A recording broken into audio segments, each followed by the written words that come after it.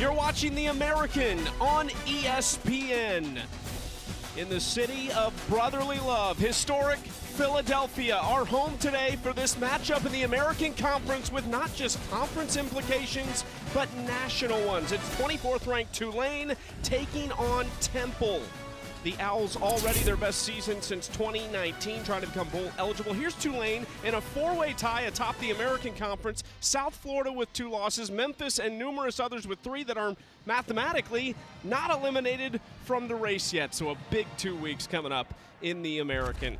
Alongside the former Notre Dame star Darius Walker, I'm Chucky Kemp. I don't know if there's a tighter conference race or a more meaningful one than the one we're witnessing in this conference right now. I'm trying to think of when the last time this happened, where you had so much on the line 2 weeks left in the season, because for Tulane, everything's at stake for them. You've got the American Conference Championship and also the college football playoff berth. So a lot on the line for them, but to add to insult to injury here, for Temple, they're trying to figure out how to get win number 6 so they can become bowl eligible. So today in this game, a lot on the line for both teams. Best part for the folks in the conference offices, none of these teams play each other. So get the tiebreakers out and let's try and figure this out. The one thing we know, for Tulane, we have been told if they win out and they remain the top-ranked team in the CFP, they will host the American Conference Championship. That is what is on the line for them today as they take on Temple on the road to stay in the lead for that title race and potentially host in this mess of a 4-way tie. They need their young running backs to show up big time. And both guys are going to be put on the line here. For Gordon, he's just a true freshman, but he's been the bell cow for them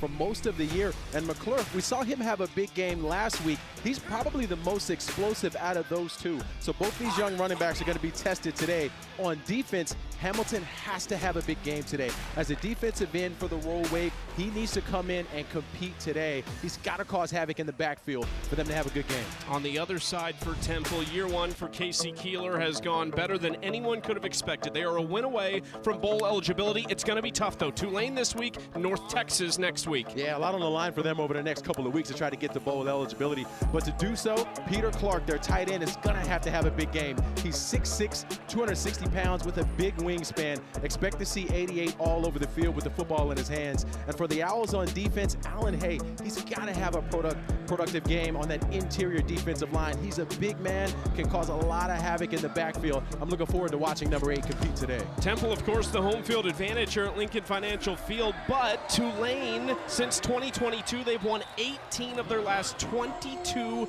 road games. 2 of those losses have come this year. The Owls will hope to add to that and spoil the fun for second-year head coach John Sumrall, whose name is on every single short list for all these job openings, but he's focused on this team right now. And it's really hard to imagine for Sumrall. This is just year 4 for him as a head football coach. So to go from Troy to come to Tulane and to have so much success so fast, it's really incredible to see what he's done over the past 4 years in his career and for his name to be mentioned in all these coaching races across the country. Casey Keeler hired on December 1st after 11 years at Sam Houston. He started his coaching career back in the 80s. He's been at 4 schools. Everywhere he's gone, he's spent at least a decade there. He says this is it for him. This is his last job. He wants to take Temple back to where they've been in the past. How many times have we seen coaches spend 10 years at places? It just doesn't happen. So for him to do that at 2 different places, I think that's going to bode well for Temple because they need consistency and leadership at the helm,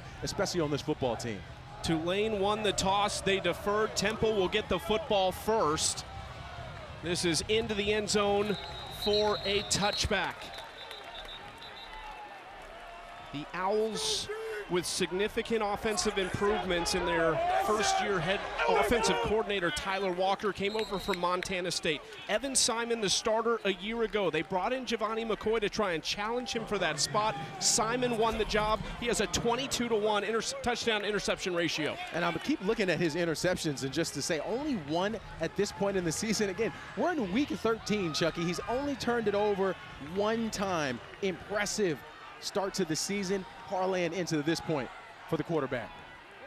First drive starts from the 25-yard line. Simon rolling to his right with time and hits it short to Kajaya Holloway. Started his college career at UCLA as a quarterback, quickly switched to wide receiver. And he's got some wiggle to him as well. He's big, tall, and physical. Those 50-50 balls, he wins the majority of those using that length and that size. But a nice start right now for the Owls with a good first down production. 2nd and 6. Jay Ducker gets the ball for the first time and runs through an arm tackle to push his way close to a first down. They'll mark him a yard shy. Ducker, their leading rusher, came with Keeler from Sam Houston. He is a big-time back. They call him an old Cadillac because of how physical he is. But that time on that defensive line, Harvey Dyson, number 5, he's at that bandit position, the edge position for Tulane on defense. You have to make that play in the backfield. For the Green Wave to have success defensively, they're going to have to be able to tackle. 3rd and 1 for Temple to keep this first drive going. A team that is 5-5. They have 2 losses by just 1 point. Casey Keeler said we're those 2 games away from being in the conversation in the conference. A flag on the play as Ducker has the first down easily, but we'll see which way this goes.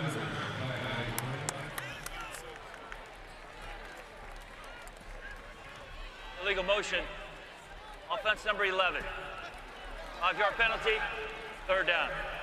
They got Holloway on that. Now this offense predicates themselves on shifts.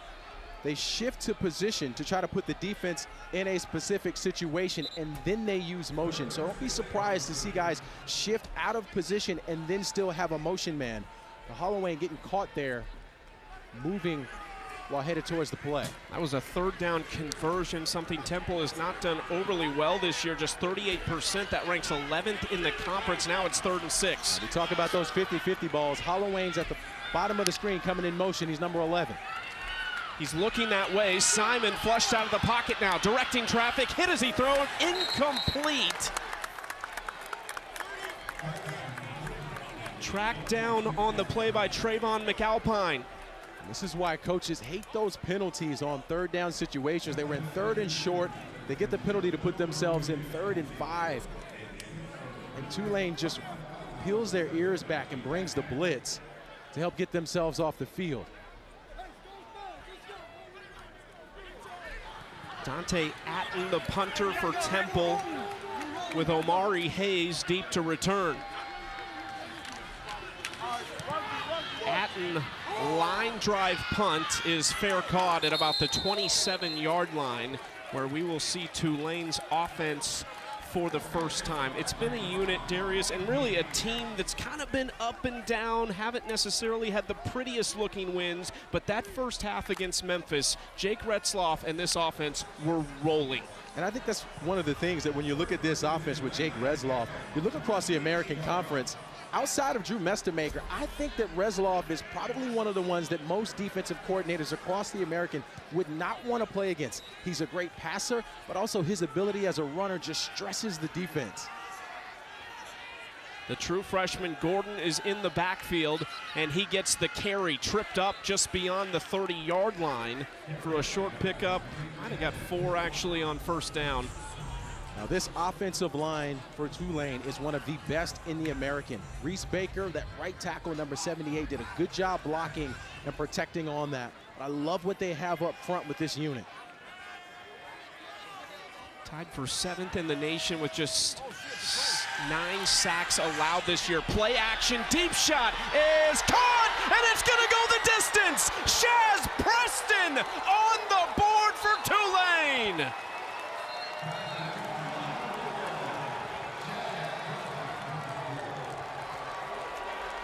Another big one for Shaz Preston. And the thing about this offense, Chucky, is when you can run the football well, when you're used to running the football, the defense is not ready for it. So an incredible job on the play fake there from Retzloff to pull the safety up. That allowed Preston to get behind Castleberry to catch that football to take it into the end zone.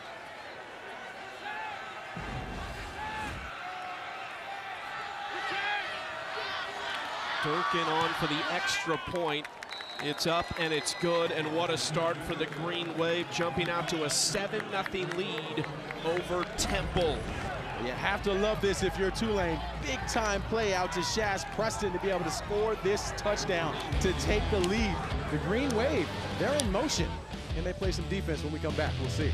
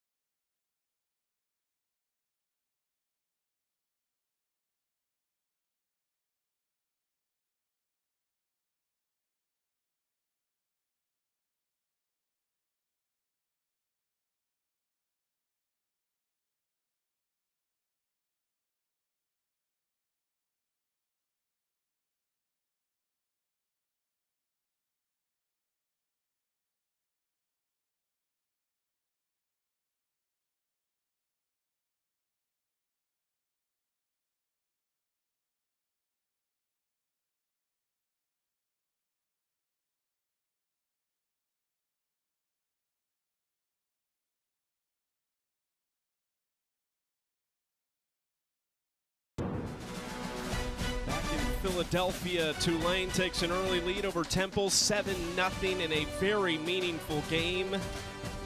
First time in the historic city for me. I'm enjoying it. Yeah, so far so good. You had some Philly cheesesteak. I did. I've already done that. Shaz Preston has already found the end zone less than 3 minutes into this game on the big play by him from Jake Retzloff. Can we grade it out, the Philly cheesesteak you had? What do you think, 1 out of 10? I'm going to say 8.5. Oh, okay. Yeah, That's I'd like good. to try Positive. more, but I'm not going to get the opportunity to, unfortunately. Are you an onions guy? Do the onions have to be on the Philly? They told me do fried onions, so okay. I did it how they told me to do it.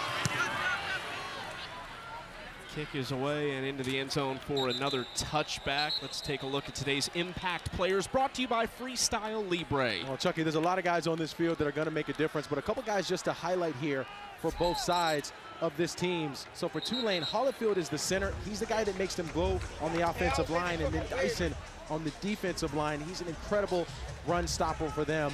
And then for Tulane, we talked a little bit about Peter Clark, his ability at the tight end. Hurley as well at linebacker. He leads them in tackles. You will see 33 all over the field for the Owls. Peter Clark is a matchup nightmare. 6'6", 265-pound junior from London, England. There's Dyson you see on that defensive line, the Texas Tech transfer. Temple trying to respond. Simon gets it out, and this is trouble. And they're going to lose about 5 yards on the play. Swinging it out to JoJo Bermudez, who they want to get the football to. That's great defense. Well, watch Sam Howard here, though, at 15. He's going to blow up Colin Chase, number 1, to the left of this screen. Colin's trying to block Sam Howard, but Sam Howard says, no, no, sir. I'm getting into this backfield. That's what you have to do. If you're a linebacker going against a wide receiver, he should have no chance. Excellent play from the backer there from Howard. That's good news for Tulane. Sam Howard back in, missed the FAU game a week ago, missed a couple in October as well. Simon rolling out, and they hit one in the flats, just shy of a first down to another one of his tight ends, Jake Woods, the only tight end that's from the States. Woods does a nice job coming across this formation. This is what Temple wants to do. They want to make sure that these tight ends are involved in the passing game. Nice job just leaking out the backside of that formation, picking up some positive yards. Now, we saw the Owls in this same position hurt themselves the last series with a penalty. Can they keep it going here on 3rd down to try to pick it up? Tulane has just loaded the box. Handoff to Ducker, bounces it out a little bit and gets 2 yards to move the chains. Nice job getting behind Peter Clark there, number 88, the tight end. And Ducker has been the bell cow for them on offense. Now we'll also see Kavion Mason, 26. He's a younger back, a little bit more explosive, more of a home run hitter. But you can't take away what Jay Ducker has done this season. He's a mature player and a great teammate, real good with the body control. It's a solid back. You said it earlier, they call him an old Cadillac, but said he still wants to be coached, even as a longtime veteran. 1st and 10 at the 36-yard line. Simon on the design quarterback run just ducks his head, and that is a painful 1 yard for the quarterback to get. We've talked about Simon and his ability to protect the football. This is one of those situations where they're trying to add a wrinkle here for Simon and for this defense to give him a chance to be productive, trying to catch the defense off guard. But with how good this defensive line is for Tulane, that's one of those plays I would just scrap and say, this is not something we should put our quarterback in harm's way. Jordan Norman making the stop along with Armandus Cooley. Being a problem in the middle of that 2nd and 9 handoff to Ducker, and again, not much doing. They'll get about 2.5 yards on the play. Sam Howard in on the stop again. One of the guys up front I love for Temple is Eric King, number 52. He's the guard. He does an incredible job with his hands. One of the best blockers they have up front, and he's really been growing and developing as a starter. 3rd and 6. In these 3rd down situations, Chucky, you got to find Peter Clark if you're Tulane on defense. He's number 88 towards the bottom of the screen. He's he's the 3rd guy. On a crossing pattern this time, Simon trying to make his way in the pocket. Simon taking off, and he's pushed out of bounds, shy of a first down. That's Chris Rogers, who has played a lot more this season due to the injury to Dixon Agu. That's just an incredible job from Rogers there, because if he's not there to make that play, Simon's going to pick up that first down. So a heads-up play from 4 He's playing in the middle of that defense, keeping his eyes on the quarterback. Nice athletic move to get outside to force a 4th down. It's quite something for Chris Rogers this season to get thrown in the action. We saw Dixon Agu go down in that Tulsa game. Chris Rogers has not missed a beat since being inserted into this defense. Again, a line drive kick by Atten, fielded at the 16, and that's where Tulane will take over their second possession. First one was a long ball to Shaz Preston. That's why they're up 7-0.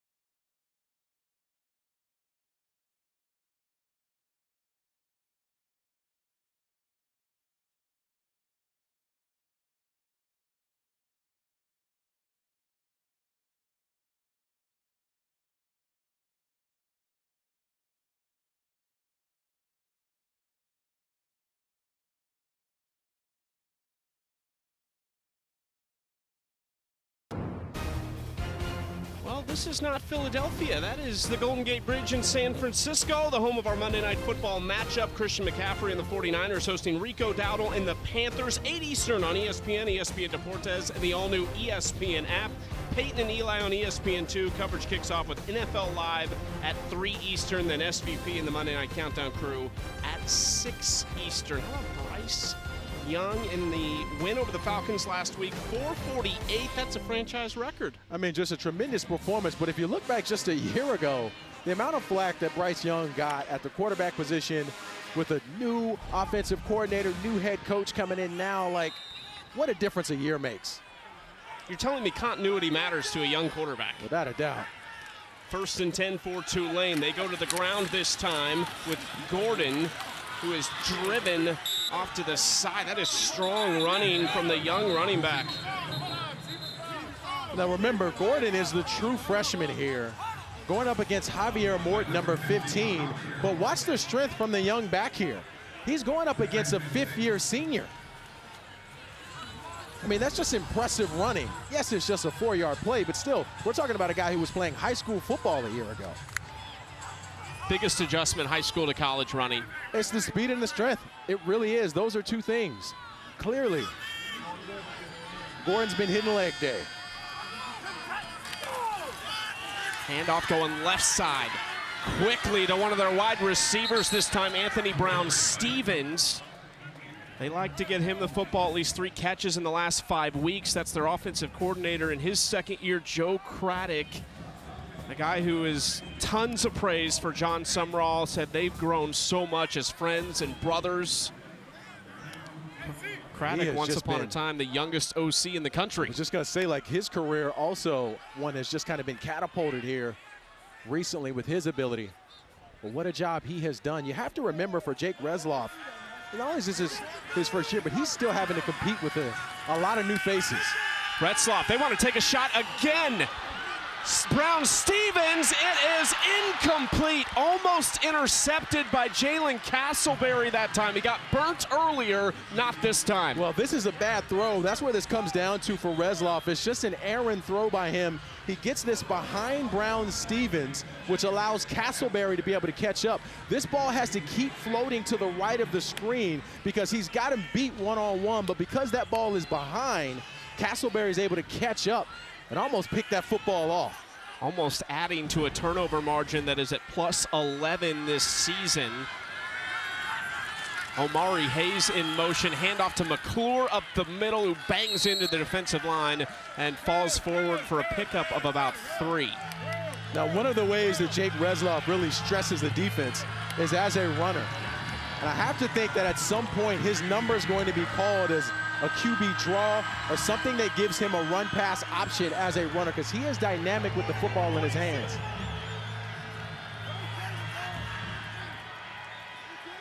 Tulane converts on 44% of their third down chances. This is 3rd and 7. Hayes in motion. Retzloff with time, throwing over the middle and caught near midfield. It's Carl Lewis that time to move the change on a picture-perfect throw. And what an incredible job by this offensive line of giving Reslov the time.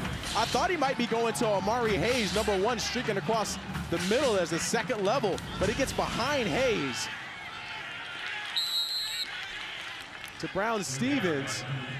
And Gordon does a nice job to pick up a few yards there. But that just shows you with Jake Reslov, when you give him time, he can pick you apart. I think for the Owls on defense, they're going to have to figure out how to start to rush the throws for Jake Reslov. They've got to start to dial up some pressure from the linebacker position. The way they do that is with Caden Supernat, number 18. He's the Mike backer. Could be a guy to apply some pressure. 2nd and 10. Handoff McClure, getting outside. McClure down the sideline and lowers the shoulder after the first down pickup. That's somebody who Joe Craddock said reminds him a little of Jamal Charles. That's a pretty good comparison. Yeah, not a bad one at all. He shows you he's got some wheels on the outside. 94 yards last week against FAU.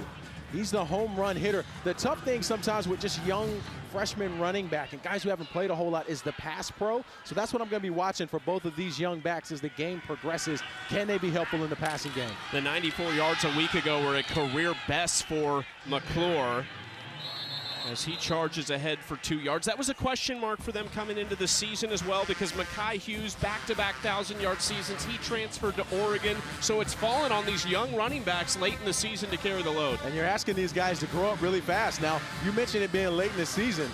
That's where things start to show up. Are you taking care of your body? It's a veteran thing to do, to understand getting sleep and recovery. All that plays out as the season progresses. That's what Joe Craddock, their offensive coordinator, stressed with us. That's the most important thing they try and get across to these young players. Retzloff play action, again over the middle, just a little bit high for Lewis that time. Pooh Lawton was in coverage. It's going to be 3rd down. Chucky, this is one Lewis has got to come down with. I mean, he did an incredible job with the route. Watch him stick the route at the top of this, going to plant his foot in the ground and get up to the post area. That ball hits him in both hands. Yes, it's a little high, but you got to help your quarterback there. Now, we talked a little bit about the pressure for the Owls, wanting to see if they could bring it. 3rd down right now is a wonderful spot to apply some pressure for them on defense. We'll see if they dial it up. They brought one extra rusher on the last 3rd down, but Tulane picked it up. They bring just 4 this time. Retzloff, plenty of time, and got it completed. No! Out of the hands of Jimmy Callaway, who's seen his play time go up a little bit. That's back-to-back, though maybe Tulane should have caught. Oh, that's unfortunate for Callaway, too. He had his first touchdown catch a week ago, but he's in prime position to catch this. The problem is the technique. He allows the ball to get to his body. Instead of using his hands to try to catch it, he's trying to catch it with his chest. If you talk to any wide receiver coach, they will always tell you if that ball is above the waist, you got to use your hands instead of your chest, because sometimes that ball can bounce off. Big kick here for Patrick Durkin. He's 15 of 16 on the season. This would match his season long of 50. Durkin, a great line, and has the distance. Good from 50 to make it a 10-point lead for the Green Wave. He has been a weapon, the best kicker in the American Conference, arguably one of the best in the country this season, and that has Tulane up 10-0. He's been fantastic. Green Wave continuing to roll. They're up 10-0.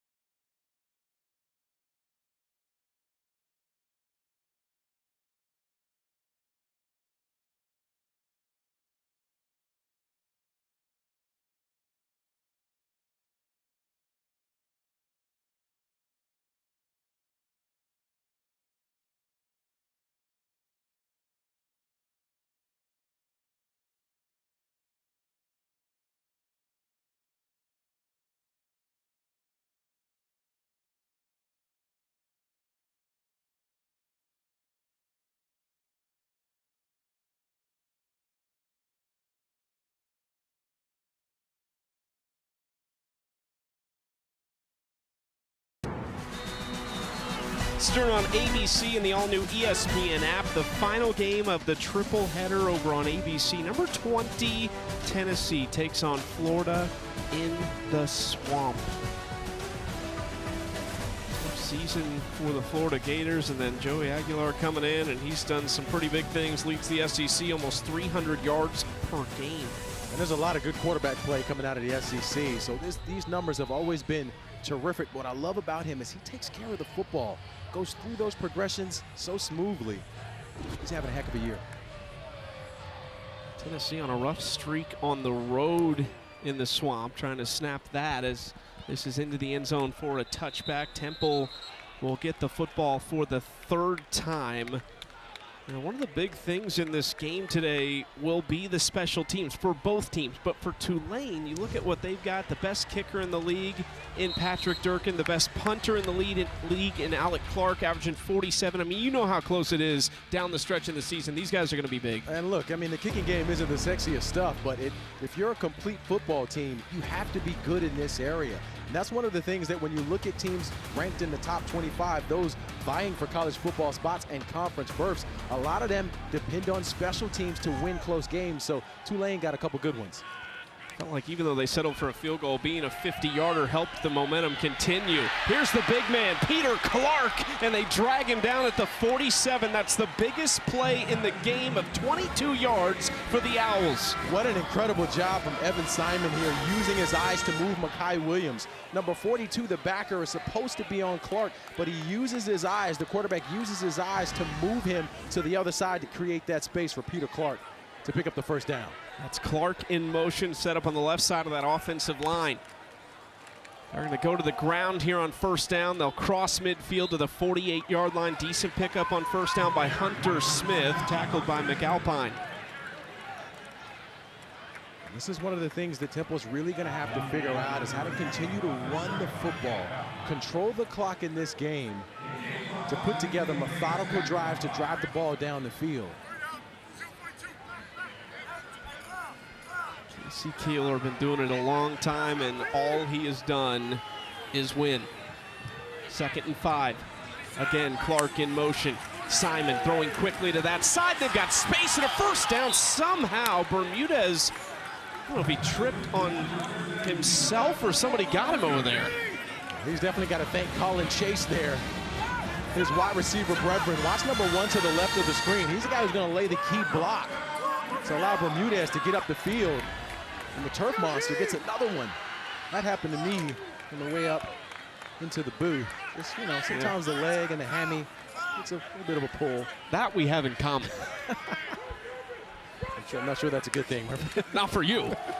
Hand off to Smith again, and Smith carving through the Tulane defense for a big pickup for another first down to the 33. They are starting to establish that physicality you're talking about. Watch Peter Clark here, 88, using that big size and frame, blocking on the edge of that to create the space in the middle. A fantastic job so far from the Owls. This offensive line is starting to produce. When you can run the football, it just opens up everything else. It allows you to take some shots in this space of the field as well.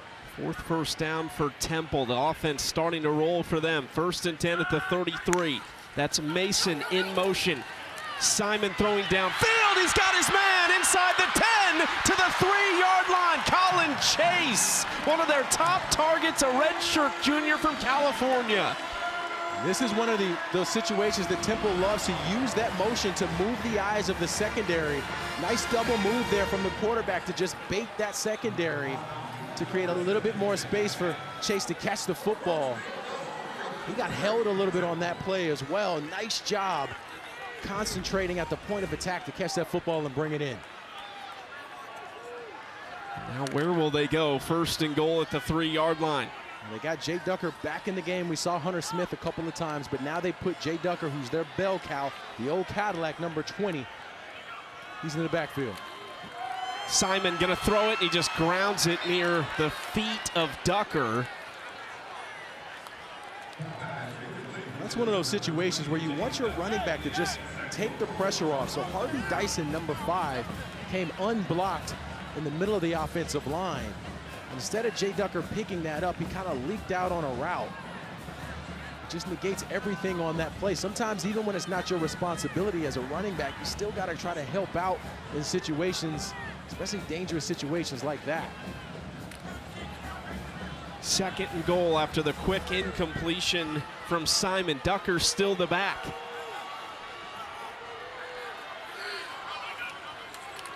Handoff Ducker up the middle. He is met head on and driven backwards. McAlpine making another stop.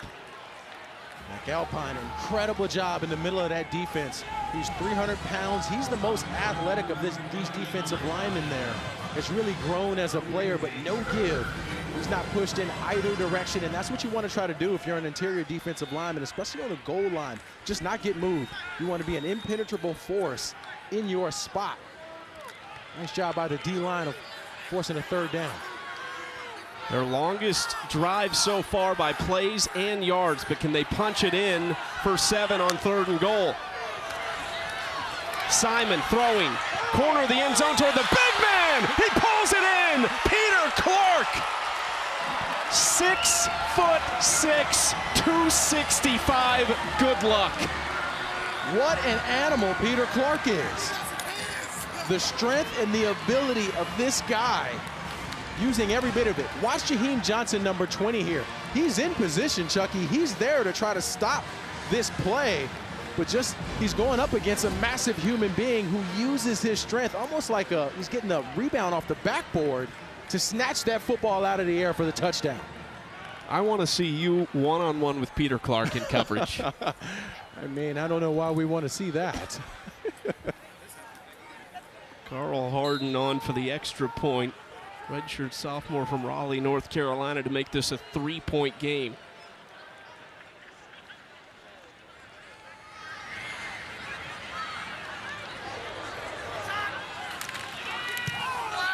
It is up and it is good. A big response from Temple, and they go to the big man, Peter Clark.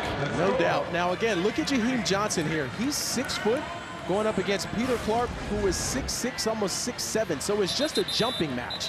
It's who can get this football at its highest point.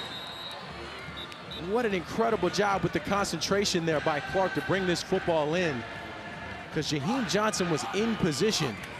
So when you're going up against a bigger guy like that, good luck. A well-earned flex from Peter Clark on the sideline. The London native came out of the NFL Academy over there. Just turned 22 years old on Wednesday. Also celebrating an engagement as well, so congratulations there. I feel like, you know, with NIL and all this other stuff, I think we might see more of that. Guys saying, you know what, I'm going to invest in my relationship. Okay. I like that. You know. I always knew you were a big softie. You know, hey man, warms my heart every time. Love, it's all about love.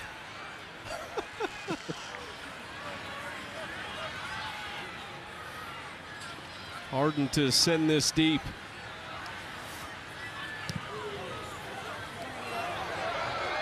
And is fielded at the 4-yard line. Down the right side, upended just shy of the 25.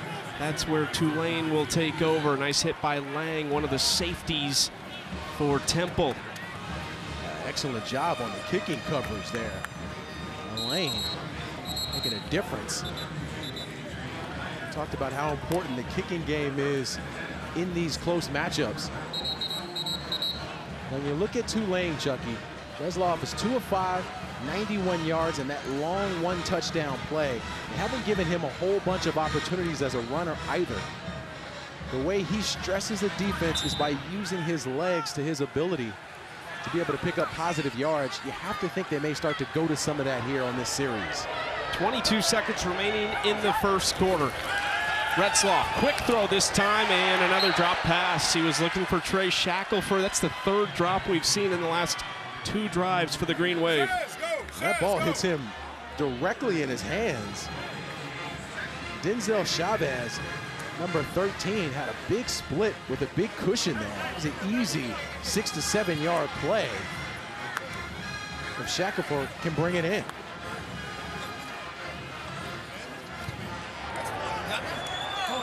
Second and 10, Brown-Stevens in motion. Retzlaff hands off, flag on the play, and they'll get close to 6 yards, but this one might be coming back. Illegal formation. 5 players in the backfield. 5-yard penalty, 2nd down. It's unfortunate for Tulane there because they got good push up front from the center and Jack Hollifield. Negated with the formation there. And it just kind of feels like for Tulane at this stage offensively, outside of that first series, it's kind of been a little stagnant. Not a whole lot of life, not a whole lot of energy, guys dropping passes. I think the end of this first quarter might do good for Tulane to give themselves to come together collectively to figure out what's going on. Tulane looking for win number 9 on the season. Meanwhile, East Carolina trails UTSA 21-0. There's a lot of action in college football that matters to this team that is leading to Temple on the road 10-7 at the end of 1.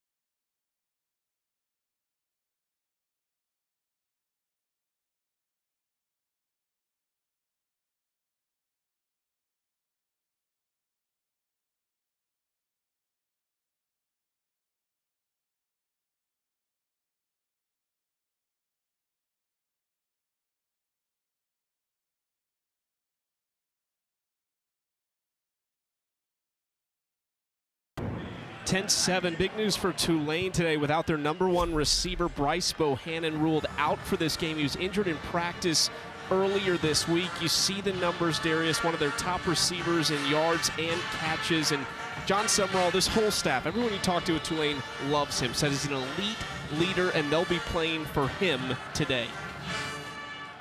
What a loss for them offensively.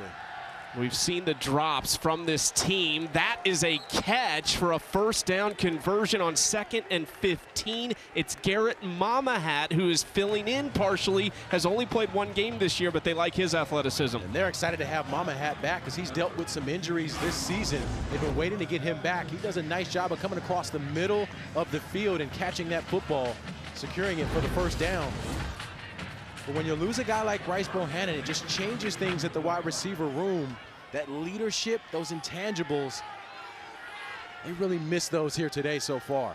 Another notable addition to this offense is Maurice Turner in the backfield, who has not played since October 30th.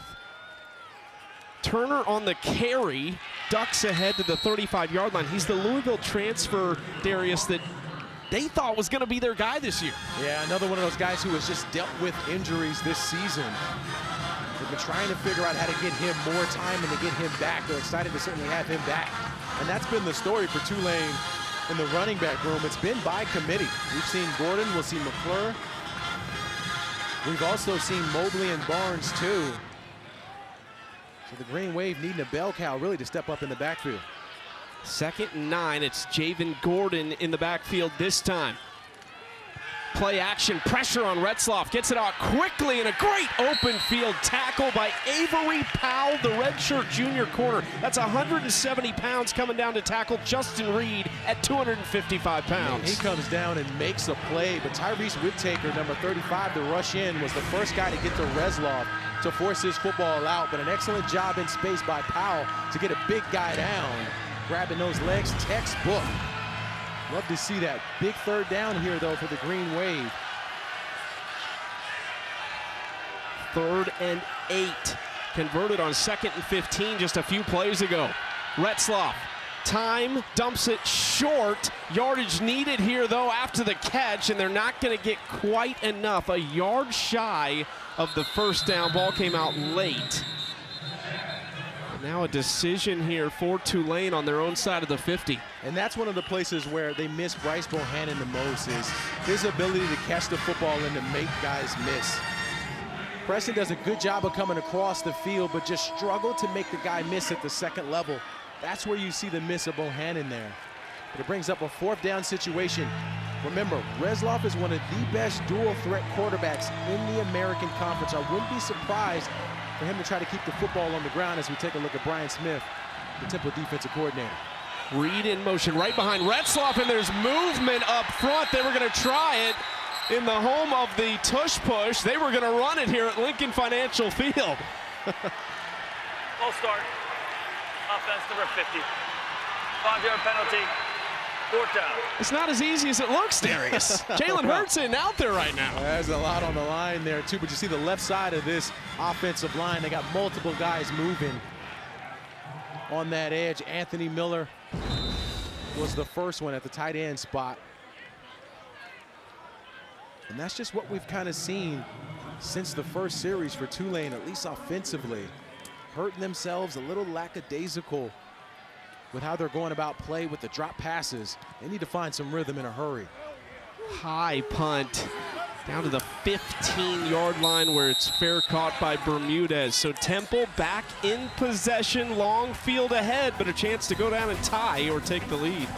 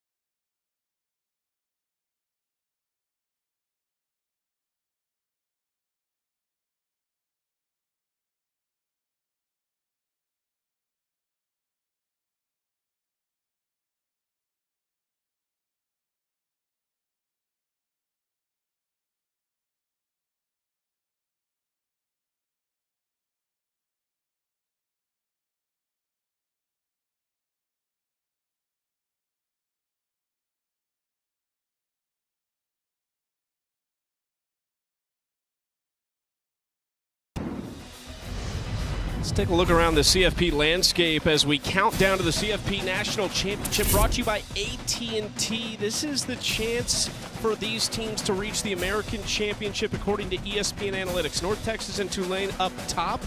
We're going to get a little clarity if East Carolina doesn't figure it out at UTSA. They're down 28-0 right now. It really just kind of goes to show you, though, that the parity in the American Conference, anybody can beat anybody. It feels a little bit like the MAC to me, where it's not top-heavy like some of the other divisions and conferences across the country. A lot of parity in the American. Hand off to Kevion Mason, a true freshman running back that they really like. Feel like they found a gem in Mason, who gets almost 6 yards on first down. An exciting young back, though. Yeah, he's one of these guys who his role is going to continue to grow in this offense as he continues to learn the offense and understand his position. But a big pickup on first down there from Mason. He's got a lot of traits that the other backs don't, which is the home run ability, the ability to make a guy miss in a tight space. I think Mason has all of that. So as he continues to grow and develop, he may have a bright future in Philadelphia. 84 of his 135 yards have come in the last 2 weeks. Little reverse here for Colin Chase, trying to stretch it out wide, and he's thrown down behind the line of scrimmage. TJ Smith got to him, one of the defensive backs. That's a nice job by Smith coming downfield and making a play, but Jordan Norman, the defensive end, number 9, he's the guy on the edge who stretches this play out. You'll see him to the left of the screen, not fooled by the action. Good job of stringing that thing out so the cavalry can come in and make a play. Now these third down situations here for the Owl, they've been targeting Peter Clark. He's going to be in the slot towards the bottom of the screen, number 88. He's got the second position and the big body. That'd be a good time to throw it up for him. Simon, pressure coming. Simon hit and dropped. Sam Howard got there first. There were white jerseys everywhere.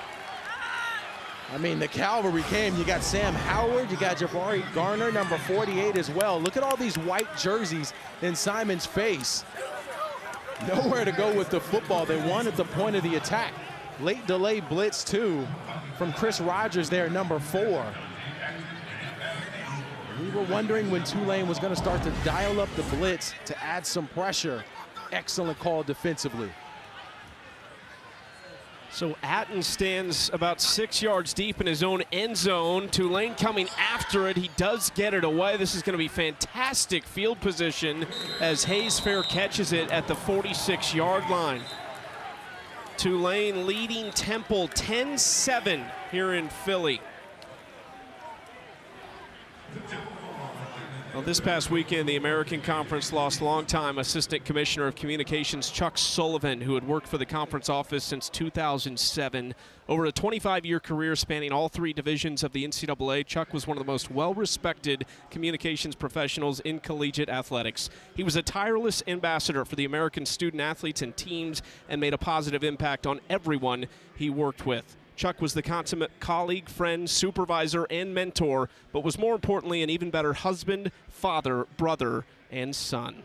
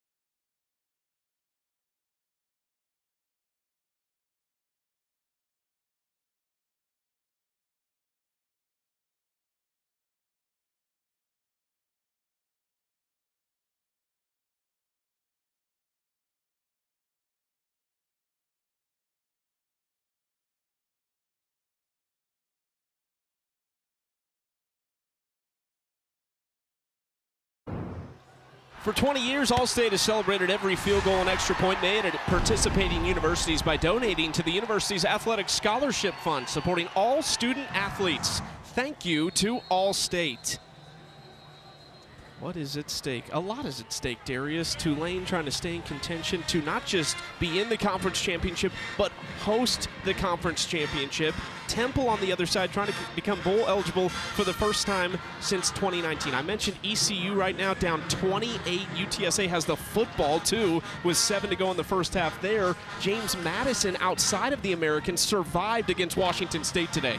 Yeah, they sure did. They got lucky there towards the end of that game, won 24-20 over the Cougars. So much coming down to the wire here on this season. Makes it exciting for us, but stressful for everyone else on the field.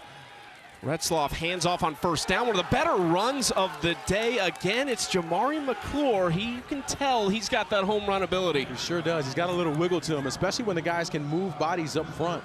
Derek Graham, the left tackle that time, number 76, did a good job of moving his body around to create some space for McClure to get up the field. And at this point, the options are completely open for the playbook when you have such a good run on first down. McClure's got 4 carries for 27 yards. Retzloff is 5 of 9 for $114 and a touchdown. It was on a 75-yarder. This is going to be a double pass, but they're in trouble in the backfield. Jimmy Callaway trying to escape pressure. He needs to throw the football away, and he does. It was almost caught near the sideline by Pascuzzi. They ran a similar play, Darius, a couple weeks ago against UTSA. Jimmy Callaway threw a 42-yard touchdown. Holding. Defense number 39. 10-yard penalty, automatic first down. Well, he wanted to go to Justin Reed, number 88, the tight end, down the field. I think he knew Pascuzzi was there, or was he throwing that ball away? Because he almost completed it. He was throwing that away. We were yelling at from up here for him to get rid of that football. We'll see if we can't take a look, if we have a shot of the hole or not. Lucky break for the Green Wave. Callaway can throw it because that touchdown pass he threw against UTSA was a dime. Here's McClure. Almost looked like he tripped up as he got to the edge. He'll have 2 yards on first down to the 25. Well, we see for the Green Wave the commitment to running the football on these early downs. It's been a recipe of success for them throughout the season, turning over some positive results for them here again on this series of keeping themselves ahead of the chains. Now, I mentioned this at the top with just the ability of Jake Retzloff as a runner. You can't miss that if you're the Owls on defense, because number 12 can hurt you when he tucks it and runs. He's actually their leading rusher entering this game with 557 yards, 11 touchdowns. Quick throw out wide to make it about 3rd and 5, but Temple rallying to the football really well. Excellent job from Ben Osweke. Number 24 as well coming into play. Retzloff does a good job of getting the football out quickly. All those red jerseys around, including Charles Calhoun, who rotates in at that end position. He comes in for Cameron Stewart. I think what 45 does as well up front. Big 3rd down here, 3rd and 5 for Tulane. That's Pascuzzi that just motioned in tight. Handoff to McClure, dances around, and McClure has a first down. Really impressive running to the 15-yard line, tackled by Jameer Jones. McClure adds another nice run to his resume. And excellent running behind Jack Holyfield, the center there. Nice little jump cut to the outside and then sticks that foot in the ground to get up the field quickly. Just a redshirt freshman, still a young player figuring it out, but shows you that he's got that tremendous upside with the football in his hands.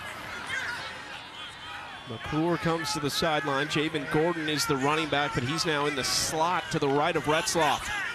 1st and 10 at the 15-yard line. Retzloff looking left, looking end zone, and incomplete. There are flags that come in late. Shackelford was the intended target. Castleberry was in coverage. Temple thought this might have been against Shackelford, but I don't think they're going to get their wish. Pass interference. Defense number 19. Ball will be placed at the 2-yard line. Automatic first down. And I feel for Castleberry on this one because he got his head around to look where the football was, and that's why I thought they'd let it go, because he turned around to look. It's an incredible job of being in position there. I think that call could go either way. He has a right to go towards the football. An excellent job in coverage there from Castleberry. And again, if he hadn't turned, I would understand how it would have been a blatant call, but he turned that head. But as it stands, the wind blows for Tulane on that one. Javen Gordon the back, 1st and goal at the 2-yard line.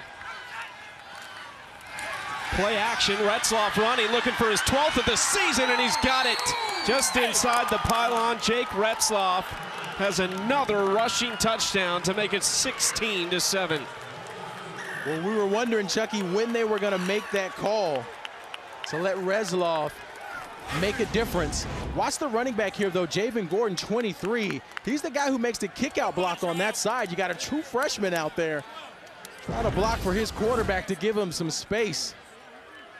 You love to see it. With the Green Wave extending that lead, big-time response from this offense. All smiles over there from John Sumrall after that drive. They got great field position. The extra point is good, and Tulane leads by 10. Well, we've talked about the passing ability for Retzloff. He's got 117 yards as a passer, but his number gets called this time as a runner. Picks up the touchdown to extend the lead for Tulane. The Owls need some life. Can they fly? Let's see when we come back.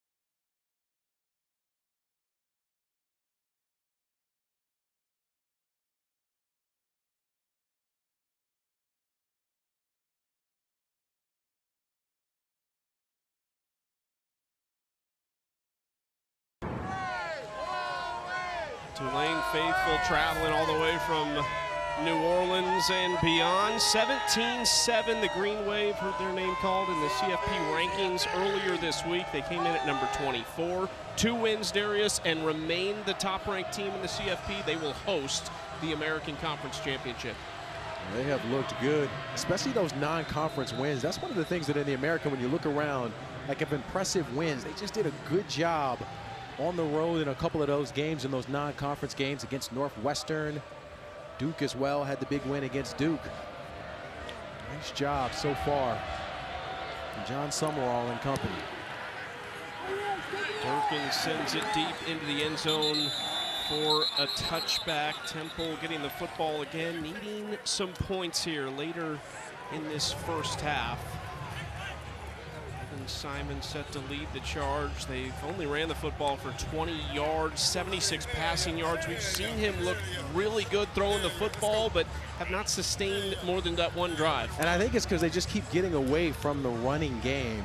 Yes, they only have 20 yards, but they've just got to keep it on the ground.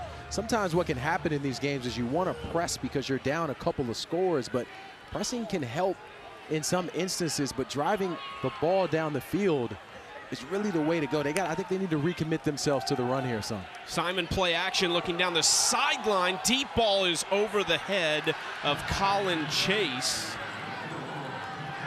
And Isaiah Shine that time, what an incredible job with his hands.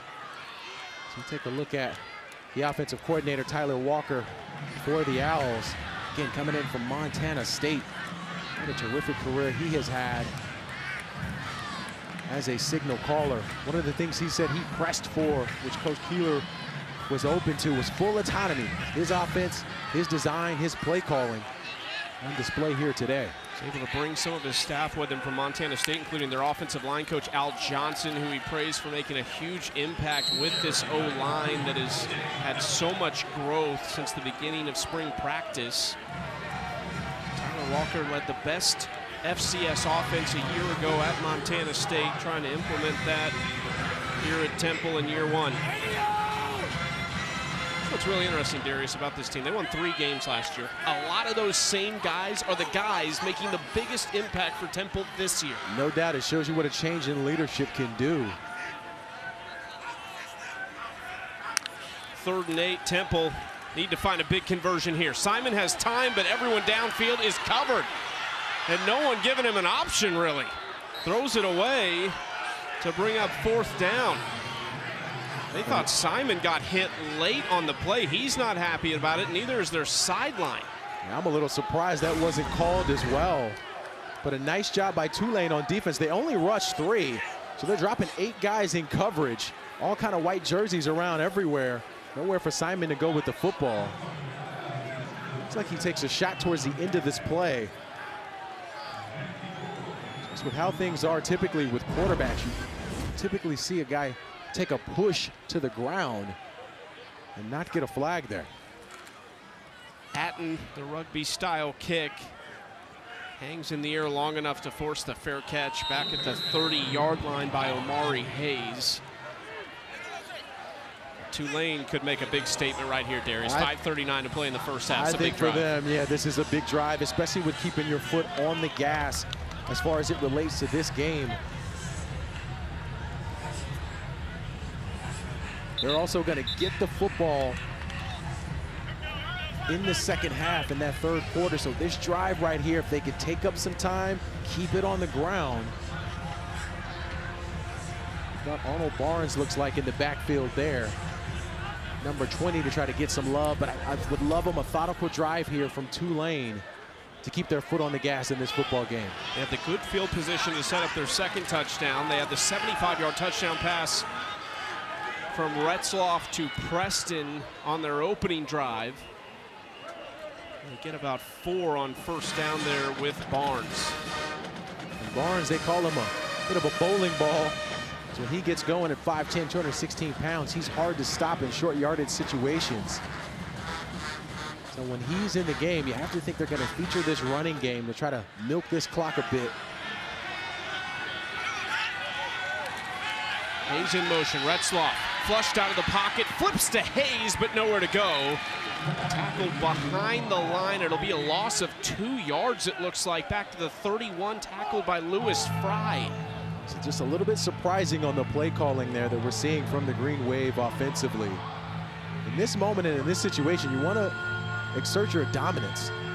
Win the line of scrimmage, put the pressure, understanding that the Owls are feeling it a little bit. They're a little bit on their heels. You got to run the football and dial it up. So I don't love the play calling right now for the Green Wave offensively at this point in the game.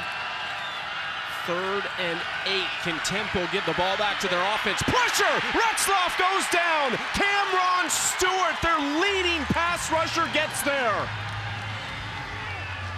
And they put themselves in this problem for a 3rd down situation where now the defense just peels their ears back.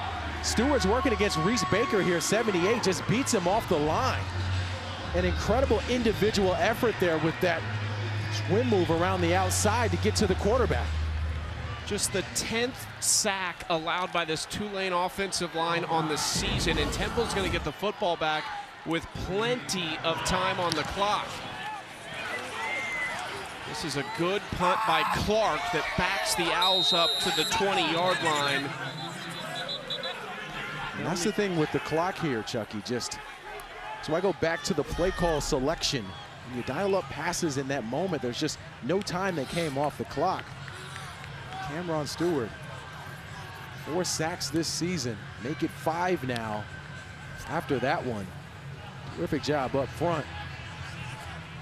On senior day, trying to go out with a win, trying to get this program back to bowl eligible for the first time since 2019. Evan Simon Darius, 6 of 10, 76 yards. He's looked pretty good throwing the football. He most certainly has. He's been good with his decision making too, hasn't hurt them. Just got to get some productivity and get some consistency on the offensive side. Flag thrown. Tulane was calling for it earlier on the play and didn't get it. Full start. Offense number 11. 5-yard penalty. 1st down. Get Holloway on the outside there. Again, you have to remember this offense, Chucky. One of the things they do almost every play is shift into position. So they'll come to line in a formation and then shift into another position and then bring a guy in motion. That time Holloway got caught moving when he wasn't supposed to. But that has been the recipe of success for the Owls on offense.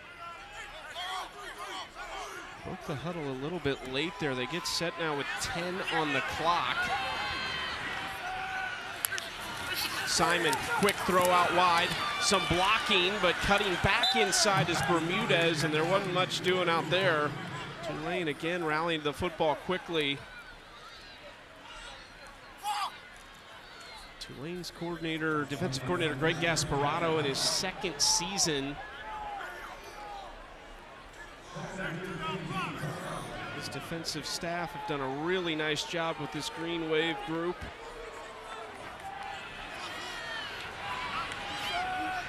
That was coach, but he's done an excellent job in year 2. Going back shoulder, there is contact there. This time Temple gets their wish, and that is going to be pass interference. The intended target was Chase. Jaheim Johnson was in coverage, and this is going to be a gift for the Owls. Yeah, for Jaheim here, I'm not sure why he would be looking and scratching his head here because he was all over. Pass interference. Defense number 20. 15-yard penalty. Automatic 1st down. All over Colin Chase here. And it's unfortunate because he really was in position. He didn't need to grab him towards the end of this play. Would be towards the bottom of the screen here. But a lot of jersey tugging. He was pushing his body towards the out of bounds area too. A little too physical on the outside from the redshirt sophomore.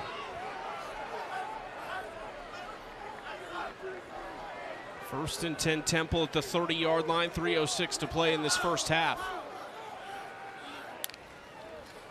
Play action for Simon, clean pocket into the flats for Ducker.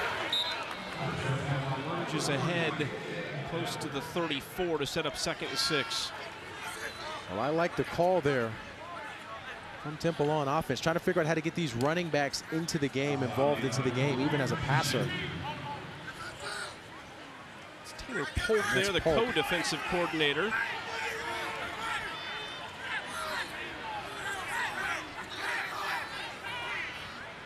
Second and 6. Another play action, quick one outside to Holloway, incomplete. Seen the drops from Tulane, now this one from Holloway, and it's going to set up a tough 3rd down. Holloway's a little shaken up. He's going to have to jog off, which is interesting because this is a team in Temple that really throws it to 4 guys who all have at least 26 catches. Yeah, they spread the football around pretty well. Outside of those 4 guys, no one else really catches it for this offense. So if Halloween is unable to go, that takes away a quarter of the productivity at the wide receiver position so far this season for the Owls. One of the guys that came in is Ian Stewart at the top of the screen. Hasn't caught a ball since November 24th, 2023.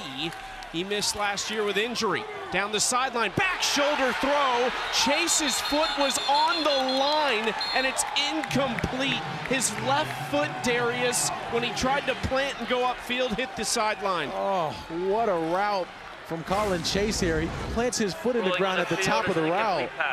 An incredible job of coming back on that back shoulder. Oh, that left foot is what we're looking at there. The question is, was the ball in his hands before that left foot hit the ground? Oh, that's unfortunate, because that was a pretty move on the outside to get open. Previous play of Let me take another look at it. Under further review. That's an interesting one, because to your point, catches the football, right foot down. Yeah. Does he have control before the left foot hits out? That's always the question in those instances. Did he have control of the football when the right foot hits the ground? Take another look at this here. I say he has it. Oh no. Looks like his legs were already down. Looks like, yeah. Looks like that left foot was up and the right foot wasn't down yet. That was an incredible move on the outside from Chase. I think it looks like it's the left foot that's the first one down on that play. Looks like a nice job from that officiating crew.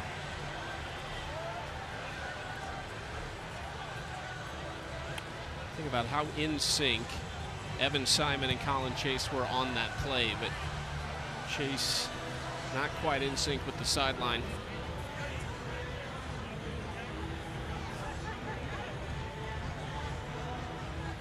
Enough for you, not enough?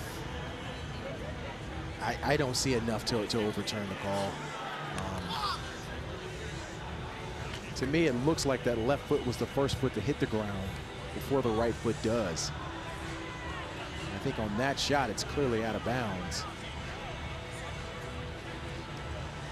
Unless you're saying the heel was in the air and he had contact and then put his heel on the sideline? You're getting real technical here, Darius. I mean, it's just to make that call at this stage when the call on the field is he was out of bounds. I thought you were an offensive guy. I do lean that way for sure, but I'm also a fairness guy. Yeah, So. you're that integrity piece with you always in the way.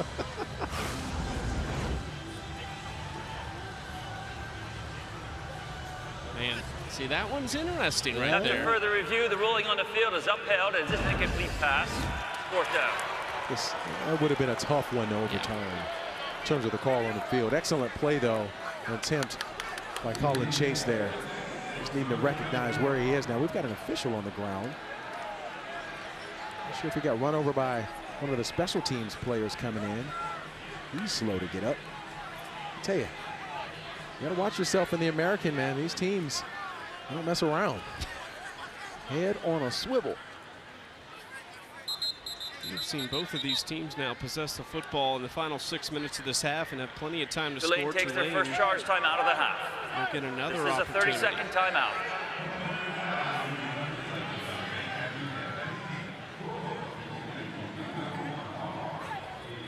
Tulane's 2 losses on the season, Darius, have both come on the road. One at Ole Miss, where they really didn't feel like they played well, and then at UTSA. John Summerall even going as far this week in his press conference when he was asked about if he thought his team was a top 25 team, said, we're average. He was pretty direct with us in that same token as far as that conversation went. He said he's seen bright spots, but in total, they just seem average to him. And I think what he's trying to get at is just the consistency. We've seen the bright spots in all facets of their game. We've talked about how good they are in the kicking game with their punter and their kicker. Incredible there on the special team side, but just haven't consistently put it together in all facets at once, which is what I think John Summerall is looking for. Atten stays busy. And fair caught at the 21-yard line. That was close. There comes the flag. That's going to be fair catch interference, and it's going to help the field position for Tulane. That was a little too close to Amari Hayes. I saw your hands go up. I'm not sure what Powell was doing there. I'm not sure if he couldn't see where the football was. But I see why the staff is upset at that one. I mean, he's the second guy there. Just continues to run towards the returner after the fair catch is called for. Amari Kick Hayes catch interference, kicking team number 23. 15-yard penalty, the spot and foul. First out. That is a big one right there to help out this offense. Brian Ginn, he is not a happy man right now.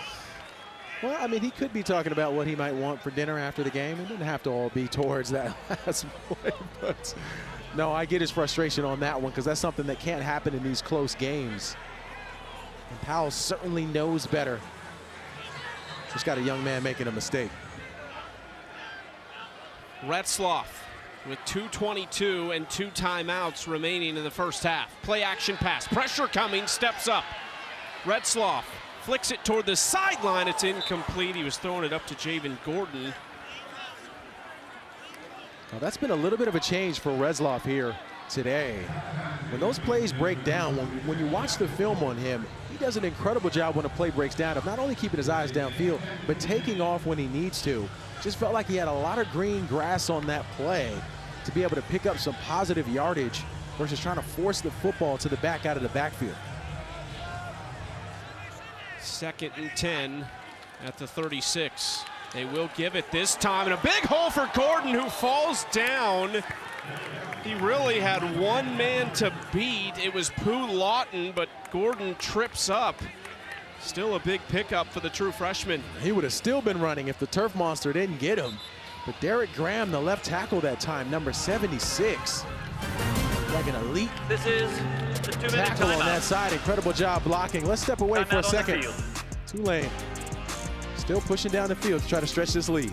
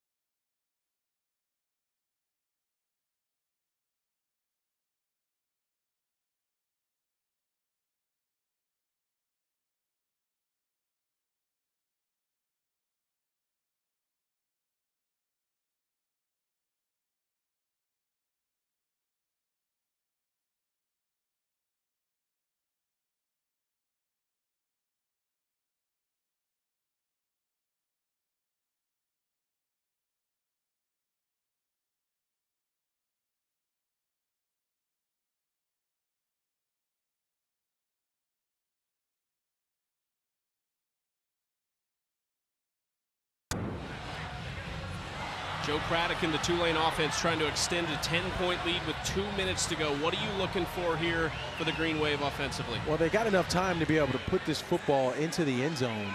I think they're going to have to feature these running backs a little bit more to try to drive this football down the field to take control. But I've been trying to figure out why they're not having Jake Resloff run the football a little bit more. Would love to see them implement that here, too, into this game plan. 1st and 10, McClure cuts inside. He's dropped to the 50-yard line from behind. Tackled by Jameer Jones. And look at the runners for Tulane. McClure's got 6 carries, 36 yards. Gordon has 5 carries, 18 yards. So they're spreading the football around there with the tailbacks, with the young backs. Retzloff from midfield, throwing over the middle. It is caught. Hauled in by Zycarl Lewis down to the 33-yard line. Well, this is great for Zycarl because we saw him with one of those critical drops earlier in the game. Nice job running the post route in the middle of the field, making a tough catch. They may take another look at this to see if he actually indeed held on. Temple's taking a timeout. Temple takes their first charge timeout of the half. This is a 30-second timeout. Please reset the game clock to 1:25. 1:25. Trying to get some answers here about that last play. Since they have it, let's take another look here, Chucky. Zycarl Lewis hangs on to this football as he's bobbling it in his body. You kind of see from that angle there if he held on or not.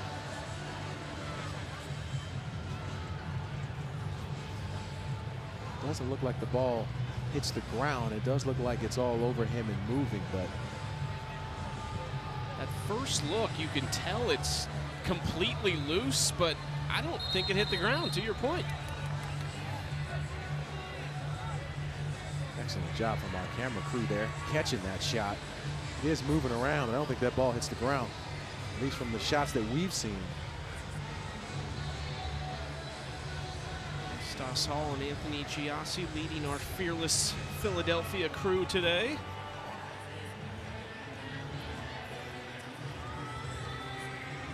You hate when the official's doing his job and he just gets right in the line of the shot. It is as if that's what's on his mind. Let me encroach on this shot that they desperately need. Just walk right by here. We appreciate our officiating crew. Lots of angles here to see this. I'm not sure there's anything that I personally see with the football hitting the ground to negate the call on the field. 1st and 10 at the 33-yard line for Tulane. Plenty of time left, 1:25, and the Green Wave still with 2 timeouts. Mama Hat in motion. Saw him with his first catch earlier tonight. McClure on the carry. You see the shiftiness from McClure as he's knocked down at the 22-yard line. Yeah, just incredible vision here from the redshirt freshman, the young back. I thought he could have cut this football up a little bit sooner, but he eventually found it. That backdoor cutting lane behind Jordan Hall and Jack Hollyfield on that offensive line. Nice pickup from the tailback. 1st and 10 at the 22. They go to the ground again with McClure. Steps ahead and is driven back by countless red jerseys. Jones, one of them, in on the stop, along with Eric Stewart. Right now, offensively, though, for Tulane, this left side of this offensive line is just getting incredible push from Derek Graham, John Pakuski. Watch 82 here. They're pushing these defenders 4 or 5 yards into the backfield. Just an incredible job of getting push up front. Anytime you can do that, even if it's a young back, it just makes the cut and the read so much simpler. Big tight end Justin Reed in motion. Retzloff rolling that way, throwing back across his body, dropped. It would have been a gain just to the 15-yard line, so a short gain plus the clock would have been running, but still another drop for Tulane. I think that's the second one we've seen from Zycarl Lewis, not being able to come down. Pass. Please reset the game clock to 30 seconds. With 3-0 on the game clock, please. 30 seconds on the game clock. Incredible throw from Jake Resloff there, threading that needle in that space. It's another one that Zycarl Lewis has got to come down with. He joined us late. Retzloff without his top target, Bryce Bohannon, injured in practice earlier this week. Retzloff throwing, Incomplete, looking the direction of Lewis. And that's going to bring up 4th down and the field goal unit onto the field with Patrick Durkin. Tulane, going back to what we saw a little bit early in this quarter where they're just sort of out of sync. And I tell you, we talk about momentum shifts. A drop pass on offense is it just completely takes the energy out of that offense and out of that drive with a drop pass. 36-yarder for Durkin, who's already hit from 50 tonight. This one from the left hash.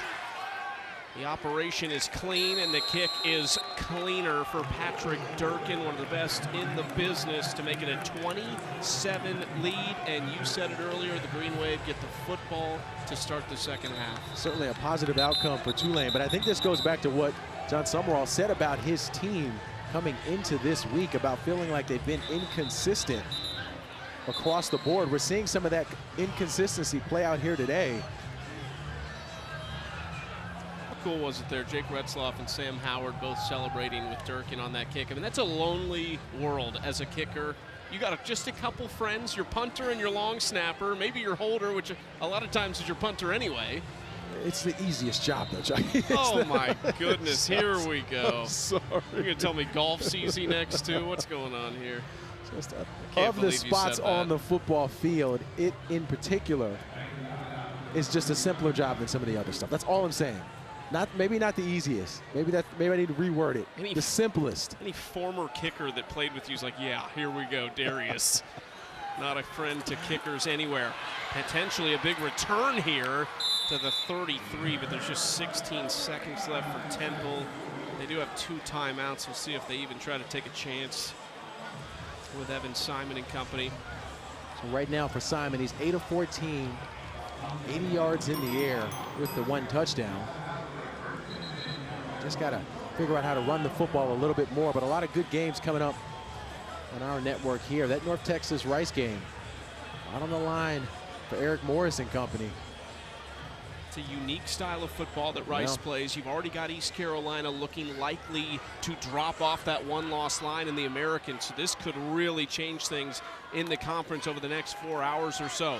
Simon goes short toward the sideline, and Ducker does get out of bounds. Gain of about 3 or 4 on the play. To throw something over the middle with 11 seconds left and 2 timeouts. Got a chance to try to get this football a little bit further down the field. I'm a little surprised that they haven't just knelt this. They have not had a whole lot of productivity here in this second quarter on offense. They want to hurt themselves by trying to press too much. How big is that foot of Colin Chase being out of bounds on their last drive? Big swing in this game potentially. Simon steps up, he is sacked, and you have to imagine, well, Temple is going to take a timeout with 3 seconds left. Temple takes their second charge, timeout of the half. This is a 30-second timeout. Please reset the game clock to 5 seconds. 5. I mean, you know, you got your quarterback in harm's way there, taking a shot towards the end of this second quarter. In some instances, you got to just wave the white flag. I understand Casey Keeler trying to put his team in position to get closer in this football game, but with 5 seconds left and an offense that has no momentum, not really in a good spot. 2 one-point losses for Temple this season in the American Conference. They have played with every team they faced in this league. East Carolina the exception.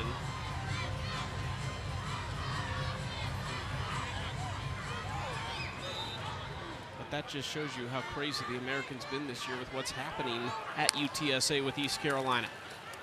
They're throwing sideline, and they do step out of bounds with a second on the clock.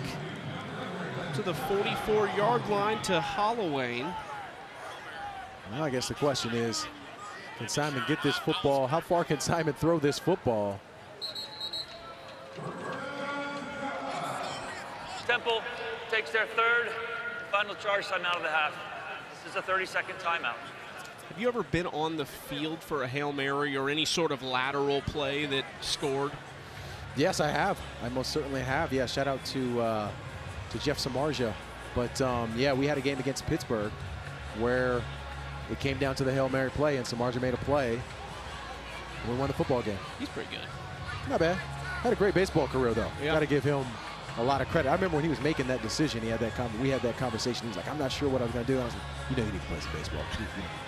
You said, look, you're good, like, but yeah. You can play, okay. but like, you don't got to get hit and beat up.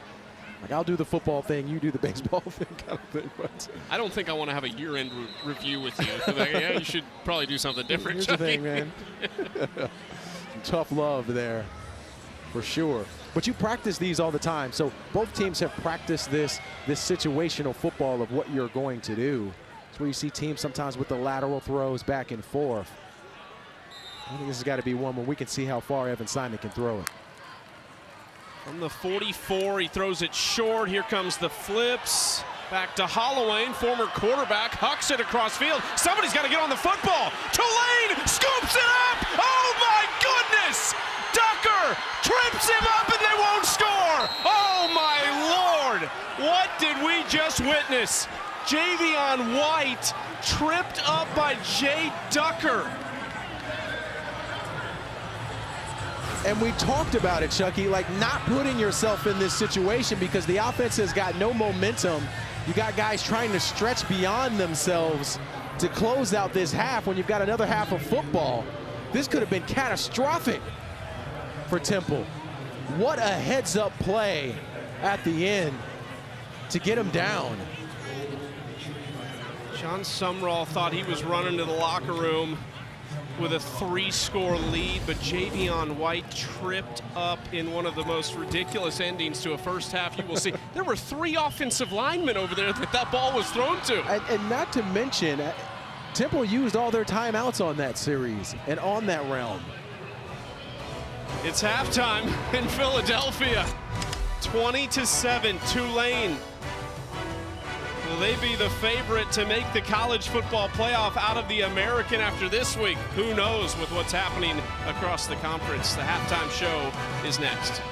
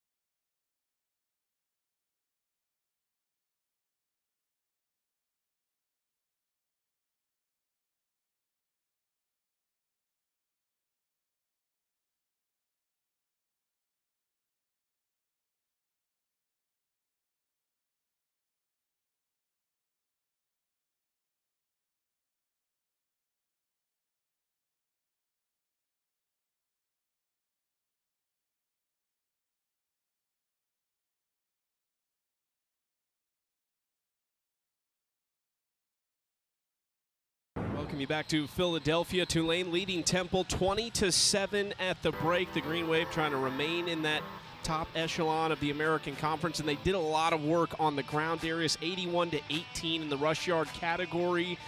Again, this team isn't necessarily the flashiest team, but they just win. Yeah, they keep figuring it out, especially on the road in a hostile environment right now for Tulane. So showing up in a big way. The kicking game has been strong for them.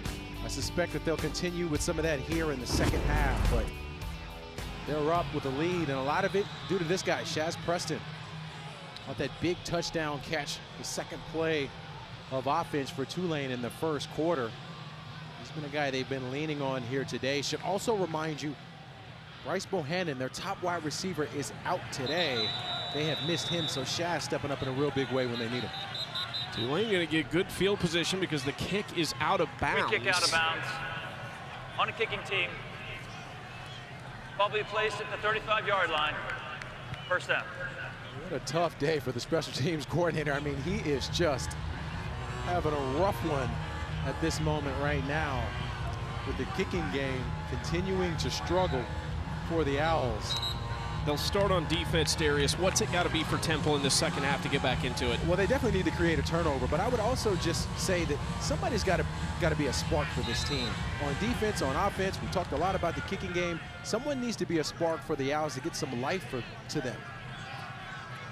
Hayes in motion, Javen Gordon the back. They throw it quickly to Brown Stevens, who is spun around now, tries to get outside, and he runs out of bounds at the 40-yard line. They'll get 5 on the play. It's Curly Ordonez, number 33. Did a nice job of just stringing that out. He's had a little bit of a quiet day here today. They need 33 to step up.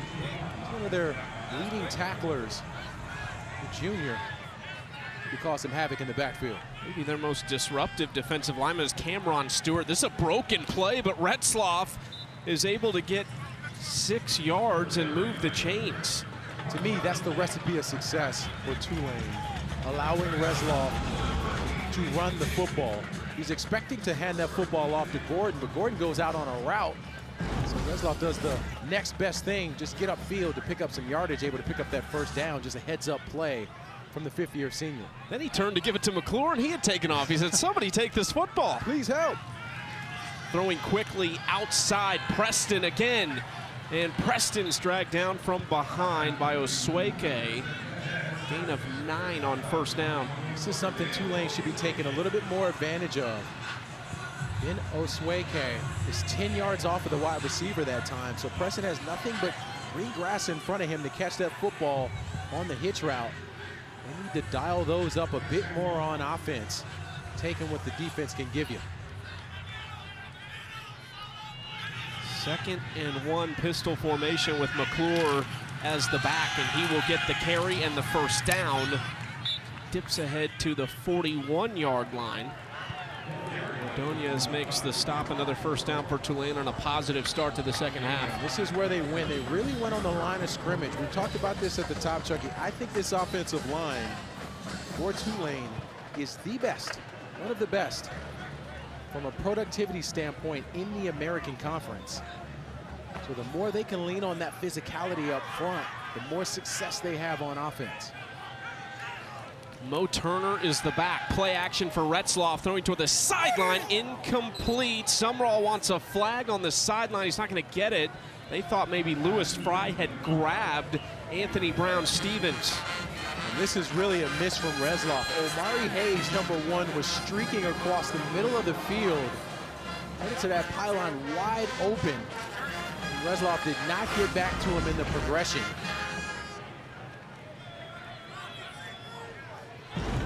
Wanted a hole there on that side. I was looking for it.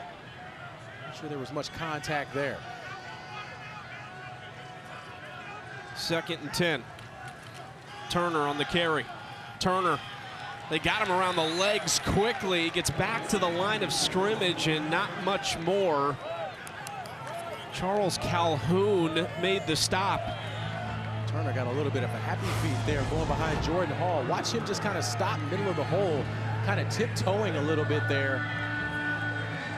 Now again, Turner has been out for some time, battling the injuries. Shout out from Charles Calhoun there. They're excited to have Turner back, but might be a little rusty, might take a little bit of time to get back into rhythm at the running back position. Gordon the back on 3rd and 10. Movement up front, hands being pointed everywhere. Fingers, I should say. It's like Shadre Hurst, the 56, the left guard, was a little early there. False start. Offense number 56. 5-yard penalty. 3rd down. Big spot for Temple right here. It sure is, and one of the things they haven't done really since the first quarter is just try to pressure Reslov. You've got a 3rd down and long situation. You see teams dial it up. Now would be a great time to try to put some pressure on Jake.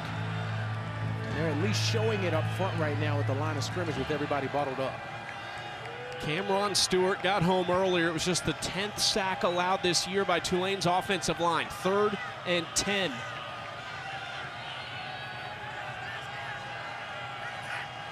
Here comes Stewart off the edge. Quick pass out wide to Hayes, who tries to cut it upfield using the speed and bouncing off tacklers. Hayes dragged forward. He's going to be close.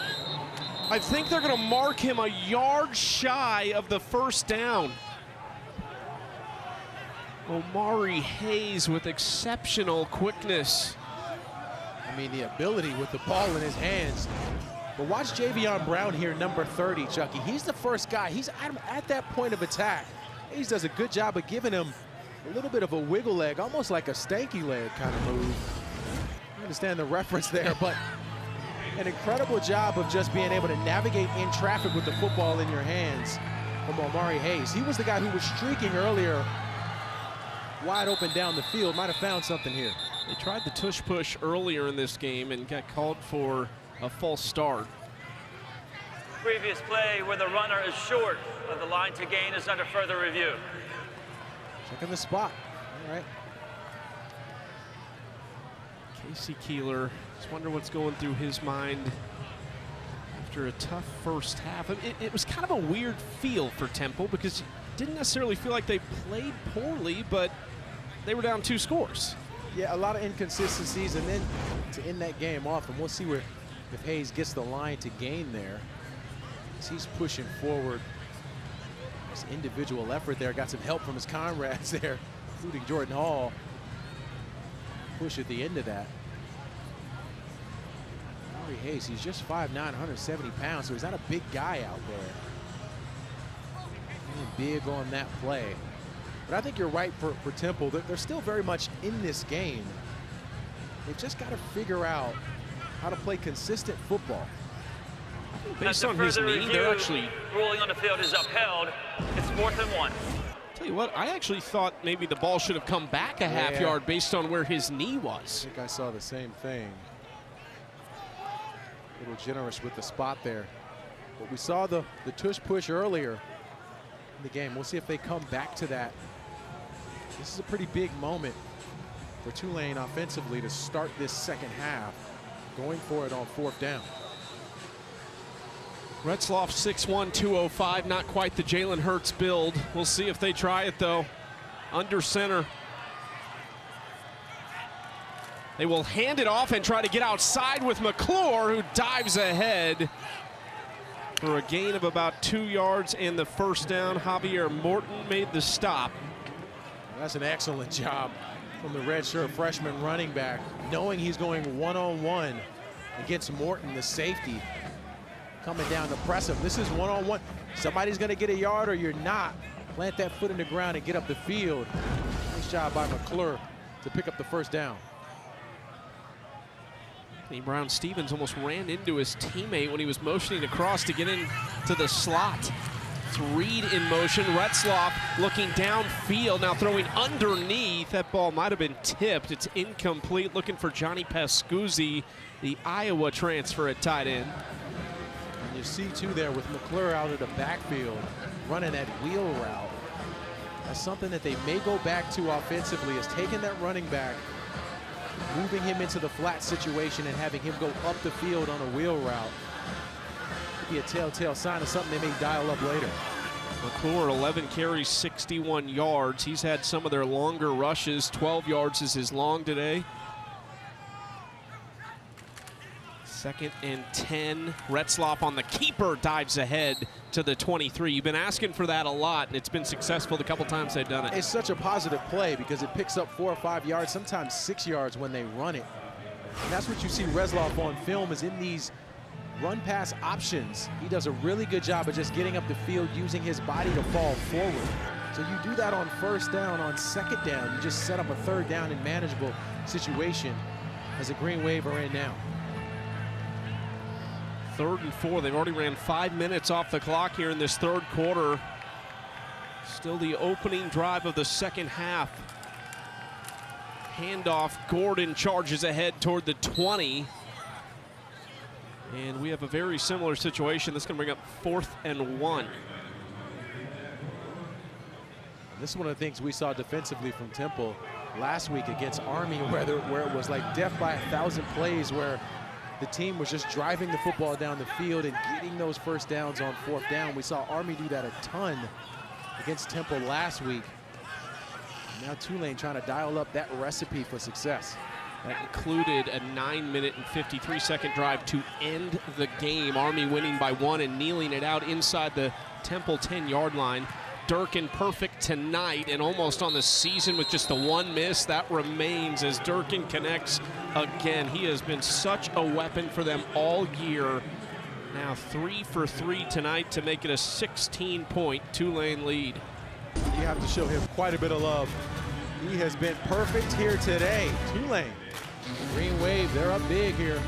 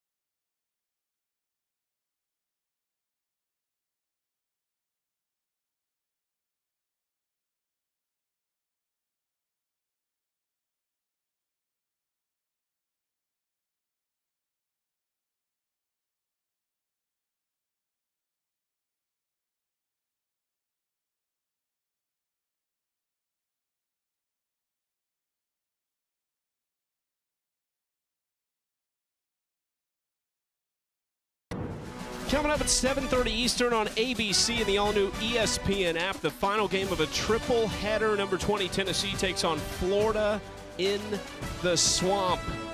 Big changes coming to Florida.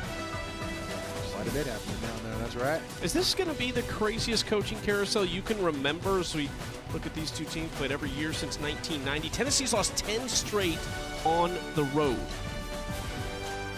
Yeah, I think so. I think I would say it's pretty wild because there's a lot of openings. And the crazy part is that once one gets filled, it sort of impacts everything else. I know a lot of folks are waiting on Lane Kiffin to figure out where and what he's going to do.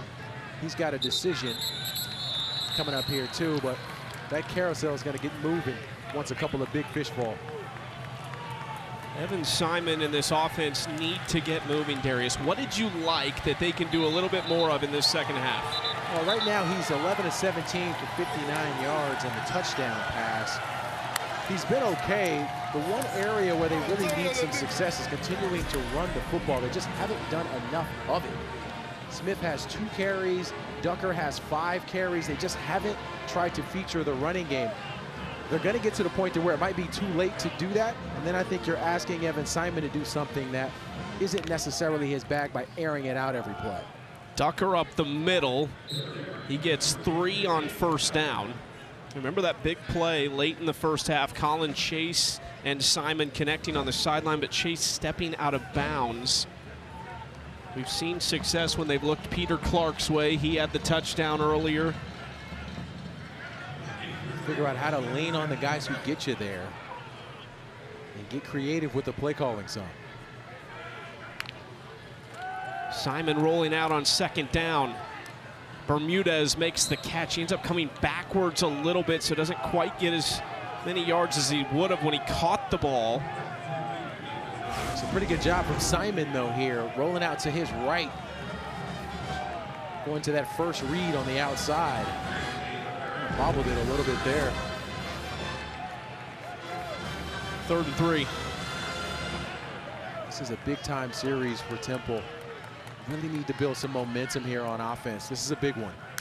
Chase in motion. Simon rolling that direction, throwing to Chase, who's open, and they've got a first down near the 40-yard line. That is a big conversion.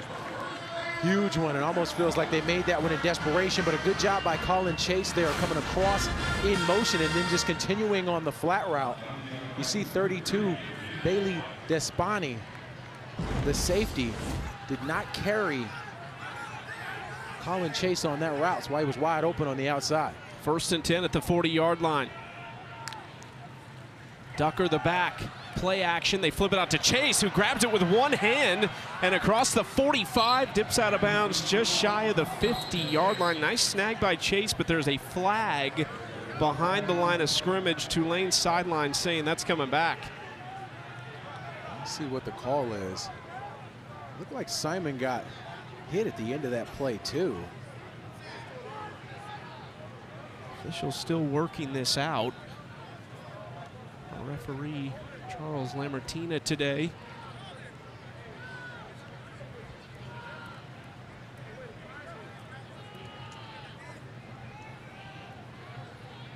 There is no foul on the play. Had to talk it out, you know.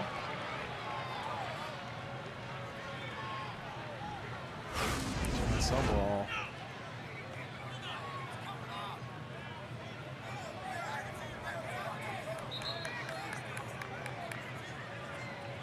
He said, "You saw it." Who's that? He's like, we're good. And then after the call, he said, "Hold on, you saw it. I thought you said we were on the same page." He said, "We agreed first." We literally shook on it. It's a long discussion. Our officiating crew right here. Correction. Oh. Number 1 was covered on the play, and he caught a legal forward pass. This is illegal touching. Offense number 1. 5-yard penalty. Loss of down. 2nd down. Wow, first off. And then I think secondarily to that, for the coach to be able to come in and influence it after the decision was made is pretty interesting to me, given the call, because they had already decided what they were going to do, and then just the confrontation with John Summerall shed a little bit more light on the play. Correction. It is 2nd down. I mean, you see coaches sort of plead their case quite a bit. I think this might be one of the first times where I've seen them it actually work the second time around. John Summerall says, I rest my case. Mic drop. 2nd and 15. Simon hands off up the middle. And just like that, this drive has come to a halt. Just a pickup of one. Harvey Dyson, one of them in on the stop with Sam Howard, and it's 3rd and 14. It is incredible what a call on the field and a stoppage of play can do to the rhythm of an offense. This is a tough 3rd down situation for the Owls here because we've seen Tulane dial up pressure in these moments. Let's see if they come after Evan Simon again. TJ Smith showing pressure off the edge. Simon, pressure coming. Ducker on the screen pass. Clark couldn't hang on to his block downfield, and they get just beyond the original line of scrimmage. It goes back to what you talked about with Temple, inconsistency. That was their 6th penalty, something that's really hindered them today. Some injured players on the field. Defensive player. Harvey Dyson and Chris Rogers were both shaken up on the play for Tulane. Rogers is up, but Dyson remains down. That's a big one. He made a big-time play. Timeout on the that field. Specific play as well. We'll step aside and check on Harvey Dyson.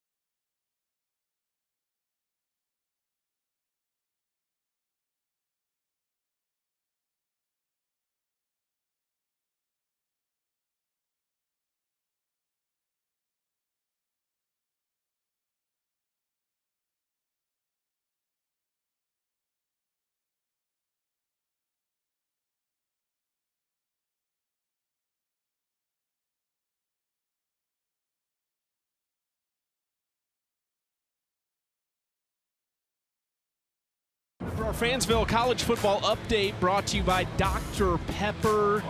The Ole Miss situation, it's kind of unusual, but apparently going to make a decision after the Egg Bowl. Little decision. Decision. Yeah, that's right. Oklahoma wins over Missouri in a defensive battle. That one was the early kickoff. And then the big game tonight in the American, North Texas at Rice. How odd could this race get if Rice were to shock North Texas? It would be something, especially with what has happened to East Carolina today against UTSA. That game's at 7:30 right here on ESPNU following the conclusion of our game. 23-7, Tulane leads Temple, and they're going to get the football back right here. Atten almost had that blocked, but it's fair caught at the 25-yard line. Tulane certainly up there as far as group of 6 teams to make the playoff. James Madison just surviving against Washington State today, then North Texas at 38%, Tulane at 18%. I'm curious to see how this might change come Tuesday. Yeah, well, a lot of it too is, as some of these instances go, is can you get the sexy win? Can you get the big win which is where Tulane can really help themselves if they can stretch this lead in this football game. With Tulane being the lone ranked team in the college football playoff rankings, the committee's kind of told you what they're thinking. Yeah. If Tulane keeps going, they're the team. Retzloff hands off right side. McClure using his speed to get outside. He's got 15 and still on his feet across the 50. Jamari McClure with a big pickup. This is one of the things I love about them offensively when they use both backs. We've talked about Gordon and McClure. Put them both in the backfield, let one lead for the other. Gordon led for McClure that time. He's able to get up the field and pick up big yardage. But when you have them both in the backfield, it just creates decision-making for the defense to confuse some guys. So I love that call. That's a nice recipe of success featuring both backs in the backfield at the same time. Handoff up the middle. McClure ran off the field after that play. He asked for a sub. He was kind of holding his left wrist.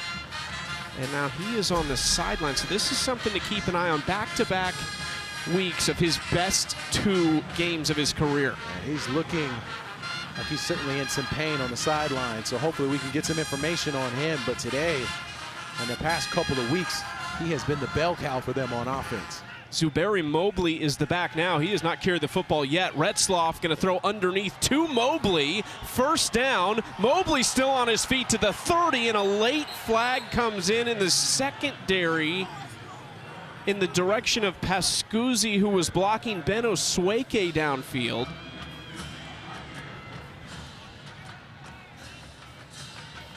Might actually be even further before that. We'll have to see what this call was. They were looking at Omari Hayes as a potential block in the back, but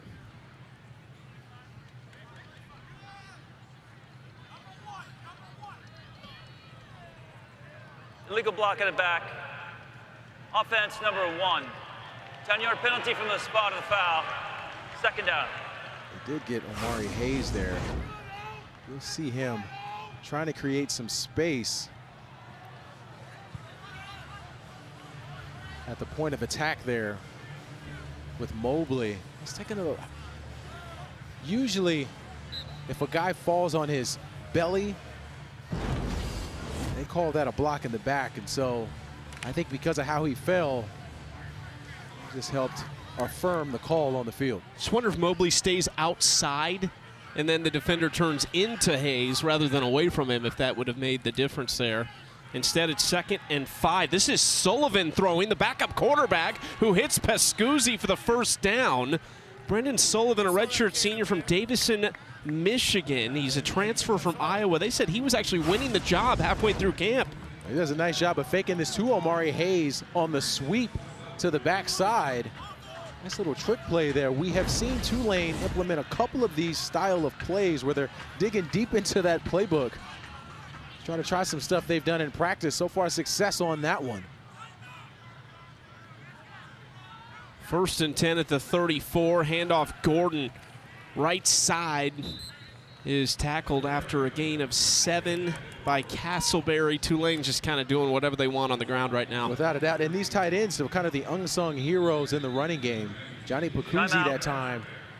For injured defensive player. Number 82 did a good block, but we've got an injured Owl on the field right now. See if we can't get an idea who this might be.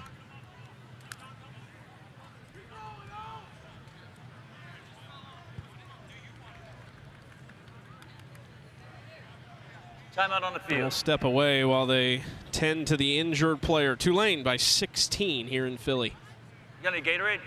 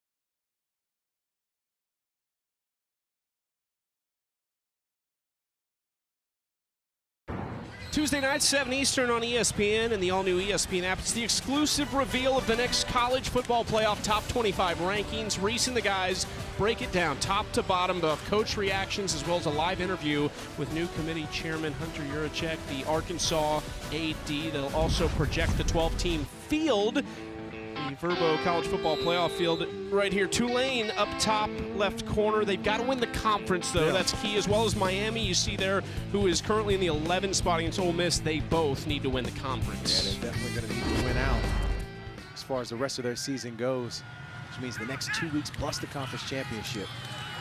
Callaway on the little end around. Oh, he's upended outside by Javier Morton, making a nice stop at the 26-yard line. That's a great play from Morton, and him being one of the fifth-year seniors on this team.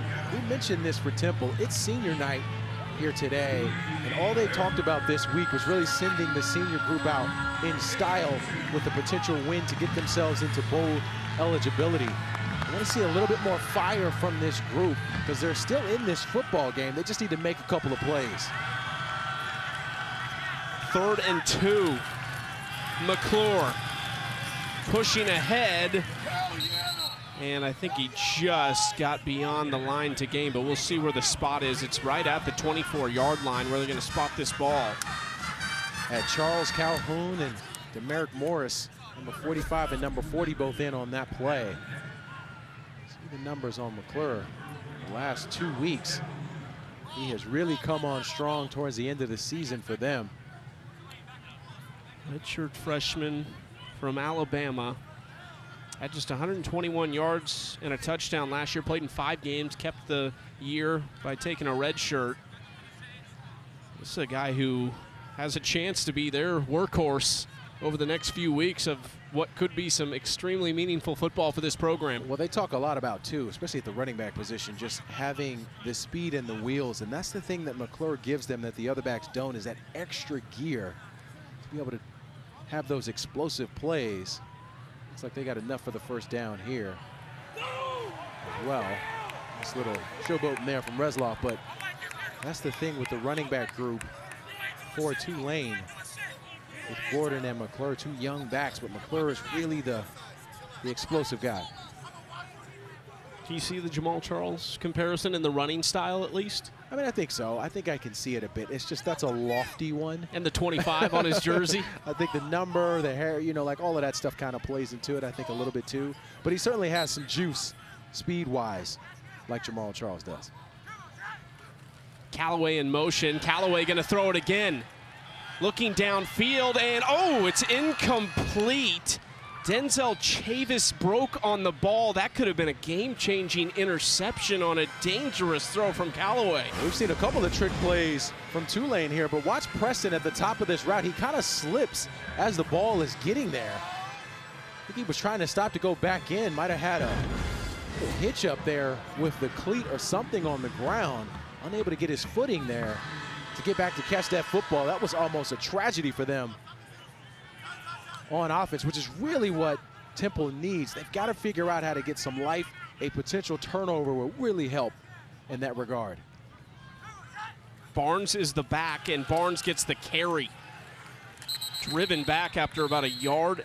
That last play, Darius, it feels like that was the first time Tulane hadn't ran the football for 5 or 6 yards on first down, and now here they are on a 3rd and long. But we've been calling for that for most of this game for Tulane to just take it over because they have the more dominant line of scrimmage on offense, particularly with these starting 5 that they have. All these guys up front are really good.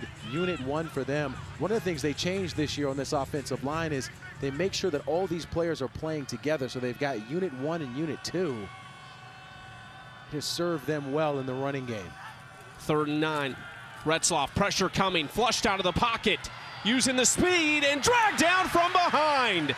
Curly Ordonez, we said it earlier, hadn't said his name much. That is a huge play from their top tackler. He comes up in the biggest way possible in the biggest moment here, because if he doesn't get Resloff, not only is he going to get this first down, he might be able to have the room to take this to the house, but this is an individual effort from Ordonez there to just run this quarterback down.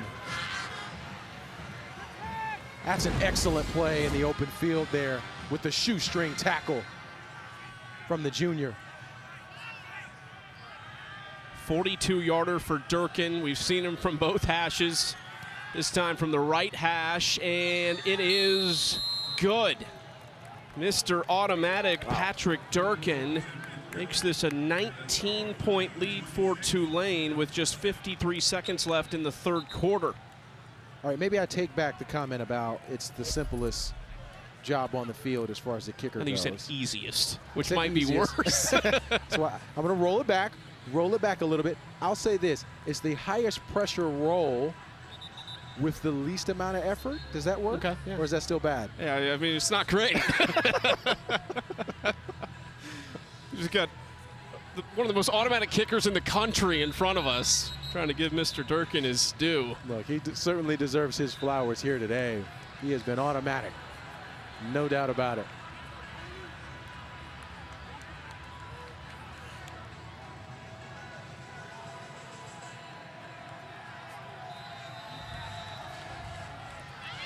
Durkin tees it up with a 3-possession lead.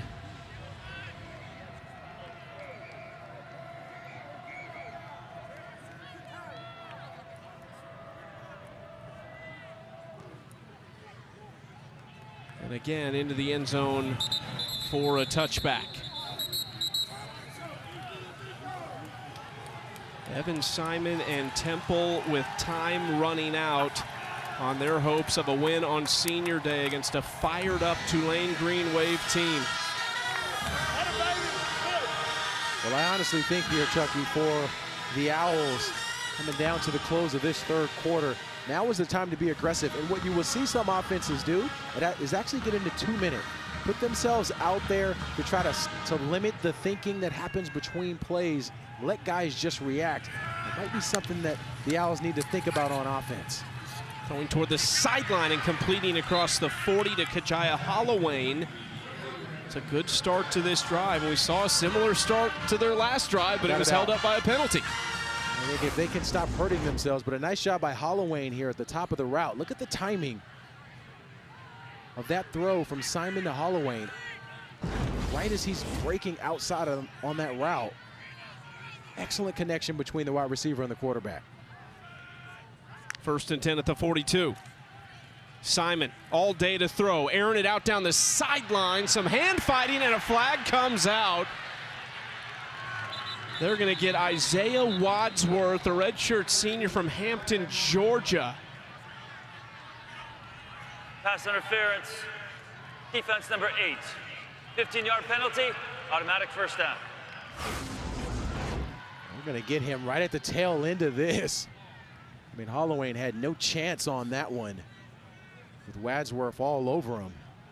An easy call there.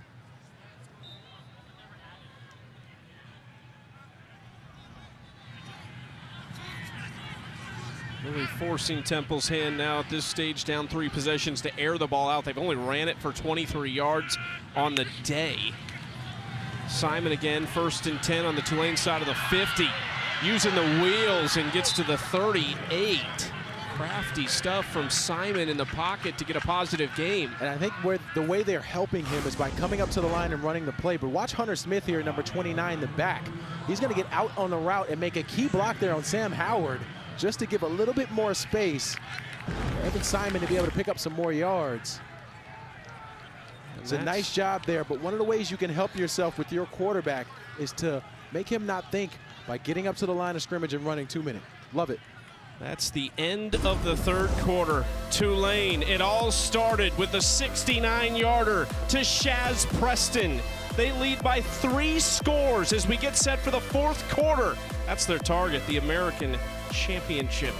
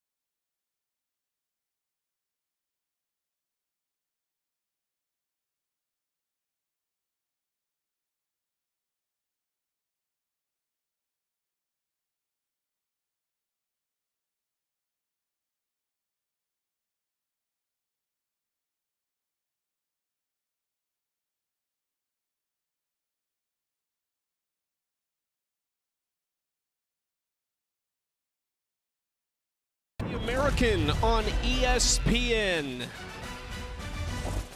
In Philadelphia, under the lights tonight. Tulane trying to march toward the American Conference Championship. Some of the results from around the league. Tulsa getting one over Army today with that 1-point win. South Florida, they're the only two-loss team as it stands. East Carolina will join them soon. And then Florida Atlantic over UConn currently. That's a good win for FAU. No doubt about it, but I think that UTSA win, my goodness, huge for them in that program. East Carolina has been playing some really good football. That's the biggest surprise out of that group so far. UTSA might be shaking their head a little too, because you think about the results they've gotten at home, beat Tulane badly. And they got one of the best running backs in the conference too. A lot of firepower on that team. Owen McCown, their quarterback. Simon to start the fourth quarter, incomplete. Hunter Smith, that is, takes a hit by Wadsworth, who just moments ago was called for the pass interference. I mean, can we go back to just how, like, years ago, before we were trying to make the game safer, you would have had a corner light a player up in that moment. So I think just a bravo to changing the rules a bit, but I could just envision during my time playing where a guy would just get lit up in that moment. But you got to give Wadsworth a lot of credit by following the rules and not laying a guy out when he could have. Bravo, young man, bravo. I could feel the personal experience from you speaking through that. Simon on third down, needs it, and incomplete. Was just behind his intended target, Hollowayne. And 4th and 6, they're gonna have to go for it. They are. Now, we've seen this happen a couple of times with guys, wide receivers on routes where they, with the field or something, but getting tripped up at the point of attack in a route. Same thing happened to Hollowayne there. Right as that ball was coming to him, his legs, his cleats kind of got stuck. Made it a difficult catch. This 4th down situation is a critical one. I think for Casey Kaler, it may not be a bad time to just take a timeout, make sure you got the right play and call in. 4 to snap it, Simon barking orders. 1 to snap it, and flag thrown for delay of game. That was bizarre. It was almost like Simon didn't want to snap it. Offense, 5-yard penalty, 4th down. I mean, I was calling for the timeout. I'm not sure exactly what Evan Simon saw or what he was told, what was communicated to him, but it looked like Tyler Walker had a very different opinion of what he thought that Simon was supposed to be doing. It was almost like Simon thought the timeout was coming, to your point. I'm surprised it didn't come. I'm also surprised that Simon didn't do what he was intended to do, at least from Skylar Walker's perspective. This makes this a lot tougher. Tulane showing pressure. Tulane bringing pressure. Now they back off. Simon on the run. Got to convert here. Simon throwing. It is caught, but on the sideline, the officials talk it's a catch. What a play by Evan Simon to get that ball to JoJo Bermudez. Oh, I thought they had Simon down on this play. What an incredible job of just extending it and getting those knees up right as a defender was trying to trip him up. And what a catch from Bermudez there. I know they're certainly going to take another look at this, but the throw placement was in a tough spot. Ruling on the field, it's a completed catch for a 1st down. That play is under further review. Chucky, that ball was outside over the out-of-bounds area, but it looked like JoJo did enough to catch that football and get down. It wasn't the best placement for him to keep the football in. You'll see the ball drifts a little bit on Simon to get over to the outside. That ball is out of bounds where he's catching it, but it looks like his feet were down as he secured that football. That's an incredible individual effort from JoJo Bermudez, though. Nice body control, nice eyes to look that football in. I'm not sure I see enough there, Chucky, to change the call on the field. I also think that Jordan Norman, number 9 on that other look, was kind of in the way, so you can't see if the ball's controlled, but there it looks like it's controlled.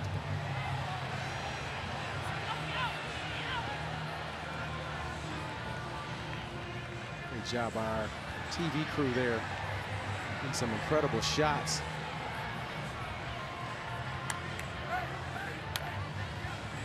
Man, you rarely see a completion like that. You see a quarterback kind of running out of space, throwing it right on the sideline.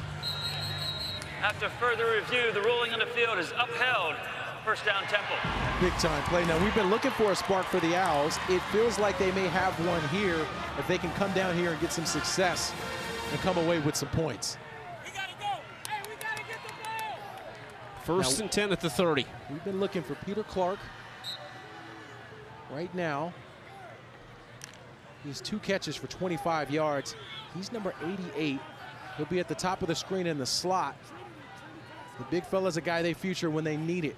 And right now, feels like they need it. Both catches came in the first quarter. One of them the touchdown, the lone score for Temple today. Simon backs up, running out of space, and chucks this out of bounds. Tulane asking if he was outside the tackle box there. Lots of pressure from Harvey Dyson there. Defensive lineman for Tulane. And that's been the tough part for Temple really all season, is their offensive line trying to piece this together. A lot of new guys up front. That's been the most inconsistent area for them on offense, is their offensive line. Trying to figure out what the right combination of guys are to give themselves the best chance for success. They're still figuring it out in week 13. Second and 10. Simon throwing quickly this time out to Mason, who stumbles down near the 25. They'll mark him at the 26 to bring up third down. One of the things you would see sometimes in these situations when you have backs like Mason and Hunter Smith is to draw up a screenplay. Draw up a screenplay in this area of the field to try to give these backs some opportunities in space. Right now they got Jay Ducker back in the backfield. A steady back, he's to the left of Evan Simon. Third and 6. Pressure coming off the edge. Simon throwing off his back foot. Ducker comes back and catches it at the 15. Look at the adjustment from the running back. You got to figure out how to get your guys involved, the guys who can make plays. Ducker's working against Sam Howard. Anytime you have a running back going up against a linebacker, you have to feel like you can win in that moment. And a nice job by Ducker of adjusting to catch that football. First and 10 at the 15. Simon throwing end zone. Lot of contact there. It's going to be pass interference again, this time on TJ Smith. You could see Bermudez get pulled toward Pass him. Interference, defense number 13. Ball is placed at the 2-yard line. Automatic first down. And there's no way TJ Smith's arguing right now with the refs about that call. I mean, it was blatant from up here where we could see it. But so much contact and so much jersey pull, not sure how he thought that was not supposed to be called in that moment. Sets up first and goal at the 2-yard line. Temple can make this interesting with a touchdown here and 13 minutes to play. Hopefully they keep this football on the ground with Jay Ducker. Simon, play action. He's throwing end zone. It's caught by Chase. Touchdown, flag down as well. Likely against Tulane. We'll have to hear from the officials first, but as it stands, Simon to Chase for the touchdown.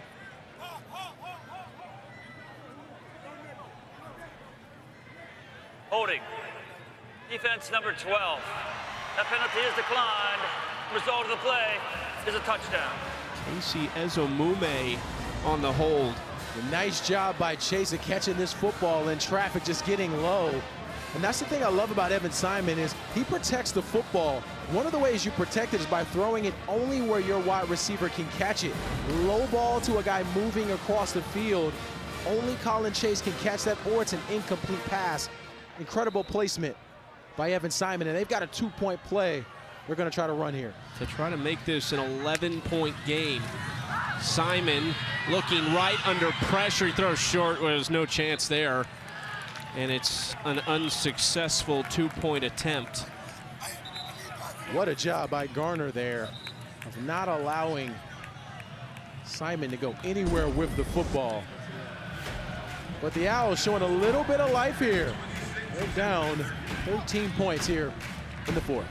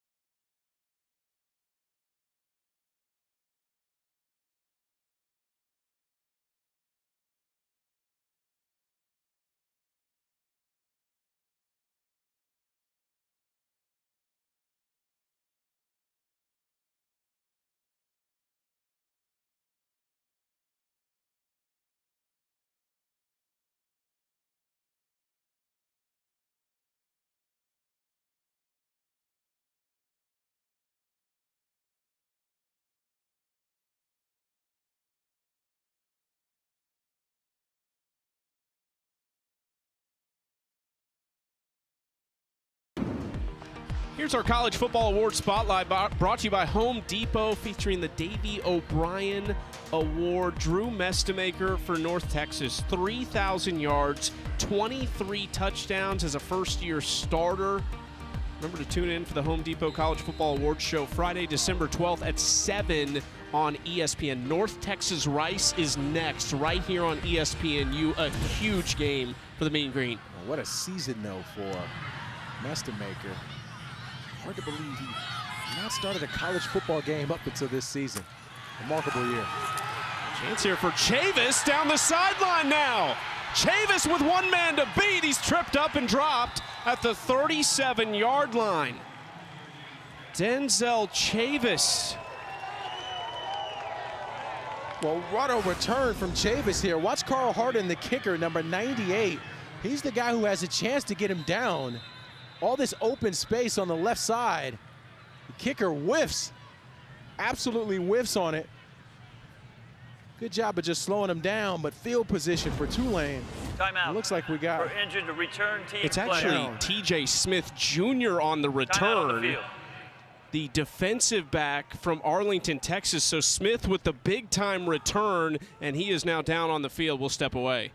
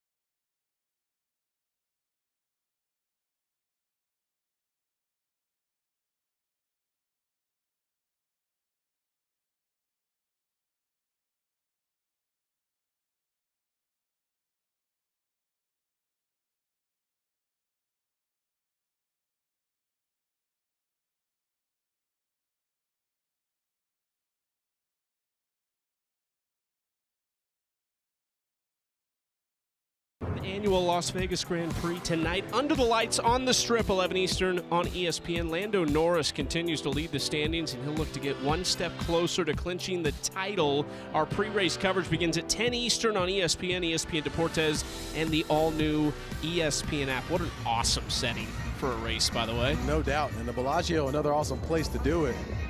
I'm more of a Venetian guy when I go to Vegas, but Bellagio's nice. Me too.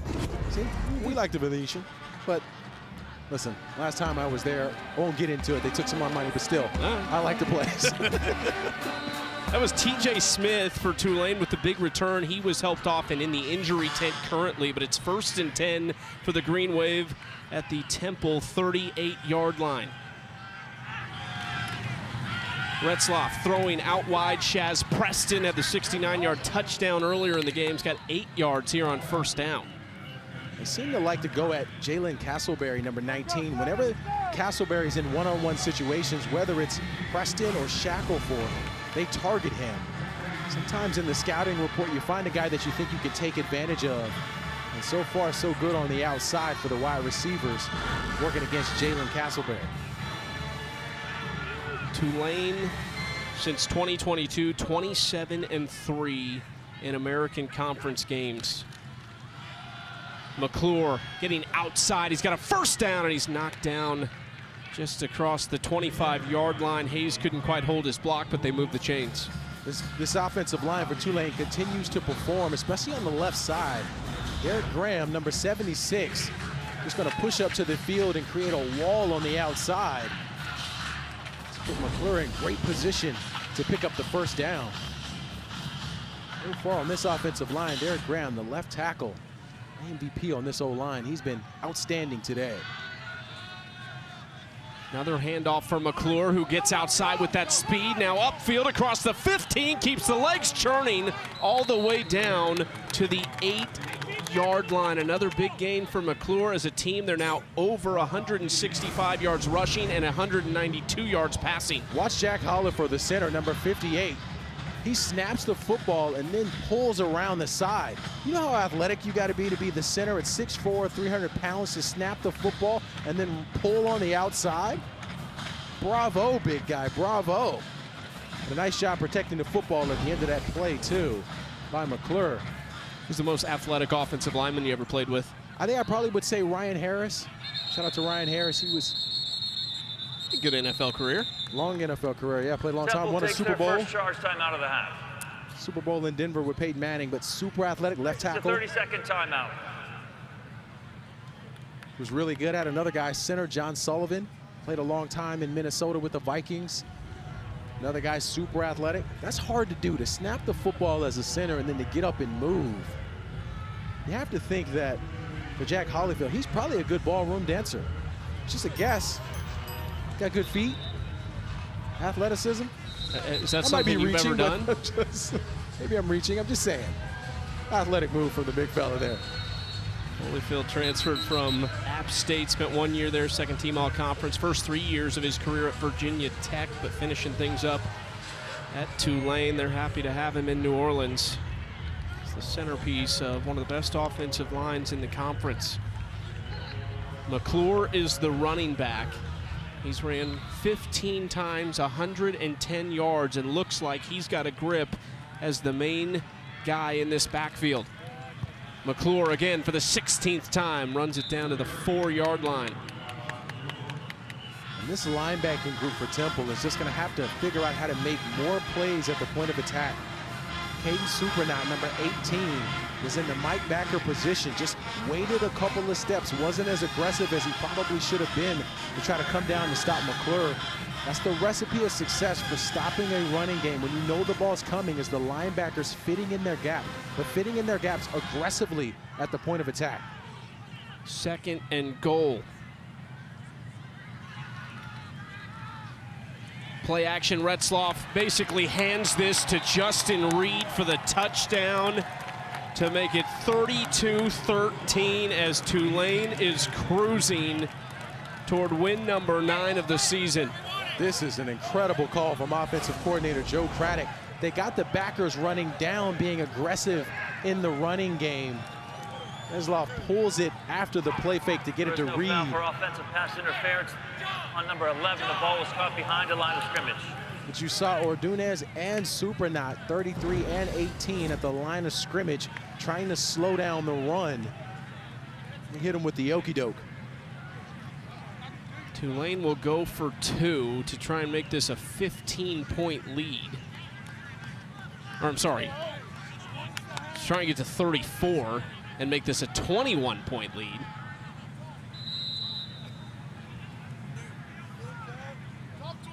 They waved off the penalty for potential offensive pass interference due to the ball being caught in the backfield. And now Tulane trying to make it 21.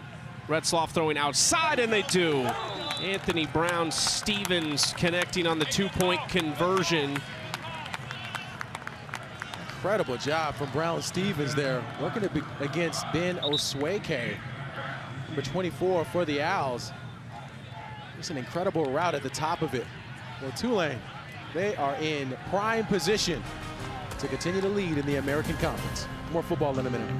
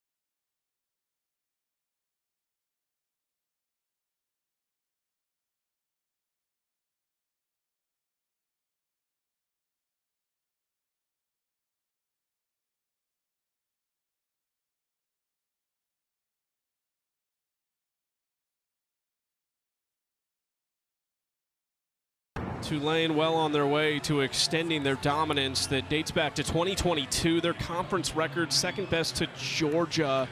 The Green Wave 27-3 in American Conference play over the last 4 seasons. It's just been an unbelievable run that started a few years ago with Willie Fritz, the first 2 years of it, the last 2 years with John Sumrall. I mean, he has extended this into a powerhouse out in New Orleans. And you think about just what's happening in New Orleans, especially this season. Tulane's having a terrific year. They're in the top 25, but the Saints are really struggling, which means you get the whole city behind what you're doing on the college football side. It's a great time for Tulane to dominate, even as far as New Orleans is concerned. Pelicans are struggling too. And the Pelicans are struggling. It's their sports town right now in New Orleans. And John Sumrall, now look, there's no surprise that with just how well he did at Troy, how well it's gone at Tulane, that he's in the conversation with some openings across the country. But one of the things he sort of shared with us was that the 2 most important things to him are his family and resources. Those are the 2 things. Is his family happy? Does he have the resources to compete for a conference championship? That's always the question that he's using and the barometer he's using for his decision-making with opportunities as it relates to his career. 1st and 10 for Evan Simon, and Temple needing a big drive and quickly. That is intercepted. On the first play of the drive, it is picked off by Joshua Moore, the redshirt sophomore from League City, Texas, his first interception. Now I'm sure they're going to look at Ruling this. on the field is an interception. First down, Tulane. Now we saw Holloway fall earlier because of something with the turf, and he kind of falls down again here, sort of slips back. Now that ball is thrown way behind him, so he's just trying to stop to be able to make a play on the football. We've seen the slippage really continue for these wide receivers at Temple. It was hard to see from that angle if Joshua Moore play of an secured the play. Is under further review. This is we should have a great look at it here if he kept this football. He had the foot there of Holloway as well.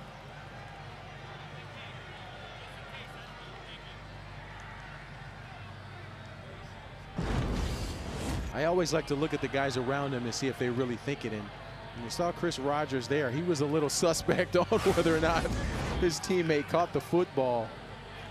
That's number 4 here. He's unsure. If he's unsure, a lot of times it's kind of a telltale. Hard to see, though, from this angle. Remember, the call on the field is an interception, so they need definitive evidence to negate that and overturn that. The Temple offense and the Tulane defense all kind of came back out onto the field to huddle. So I don't know. Oh, yeah, that's loose. That was a good shot. That was a good view. Right there. That ball bounced back into his chest. So nice job by our camera crew catching all these different angles. Like that ball was on the ground. From this shot here, it's kind of clear that that football really bounces on the ground and rolls on the ground a bit. Now, is his arm underneath that?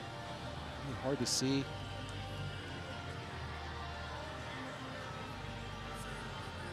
Oh, yeah, that's incomplete. It looks like that ball is rolling around on the ground.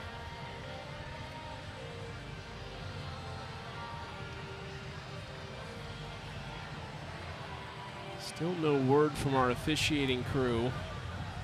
We're convinced in the booth, though, that's an incomplete pass. It should be Temple football, 2nd and 10 at the 25. I think the teams have the word before we do.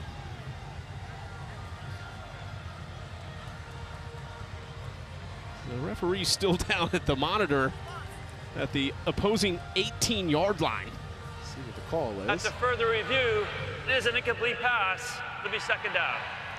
I think that's the right call from what we could see from our angles here.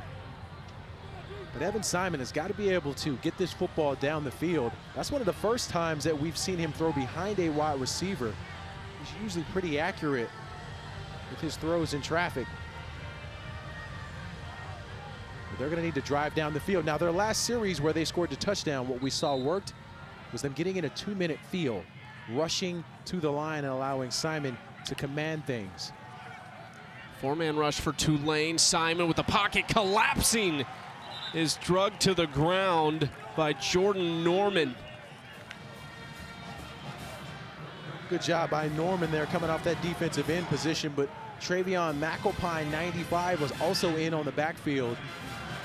And that's the thing for a defense here in the fourth quarter. If you can get pressure with just 4 guys, it's almost impossible for any quarterback to find some wide receivers in the opening in the coverage. This is like a prevent defense for Tulane on 3rd and long. The throw short to Bermudez, who slides down at the 19. They get nothing to bring up 4th down, and the punting unit jogs onto the field.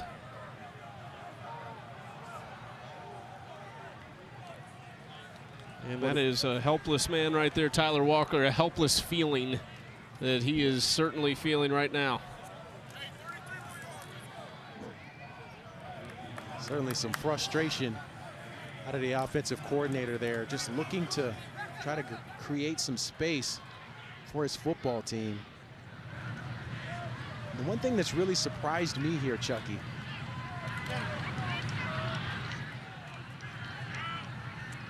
has really just been the effort of Temple. We haven't seen them overextend themselves. We haven't seen guys hype, excited about playing in senior day. They have a lot on the line here. The rest of the way, they just need 1 win to give themselves bowl eligibility. I just would have thought they would have come out and played a bit more spirited, or at least just effort through plays. We've seen guys kind of give up, and I know it's cold, I know there's a lot of stuff happening, but so it doesn't mean you can't play hard and you can't play tough. Because we know Casey Keeler, he's looking for that out of his team and expects it. Jake Retzloff and Tulane with a 3-touchdown lead and 8:26 to play in the fourth quarter. Retzloff going to throw, play action pass, and he dumps it off underneath to Hayes, who's got a 1st down and crosses the 40-yard line, a gain of about 17. It's really hard if you're a weak side linebacker and Curly Ordonez, number 33, having to guard a shifty wide receiver like Omari Hayes. That is a matchup that you will not win from the backer position. So a nice job exploiting that from Joe Craddock and Jake Retzloff and company. 1st and 10 at the 38-yard line. Tulane approaching 400 yards of total offense. Gordon with a nice run, and the freshman pushing forward close to the 33. What a tandem here in the backfield, though, for Tulane. McClure's got 114 yards rushing. Gordon's got over 30 yards rushing. Add these 2 guys together, that's a lot of productivity in the backfield.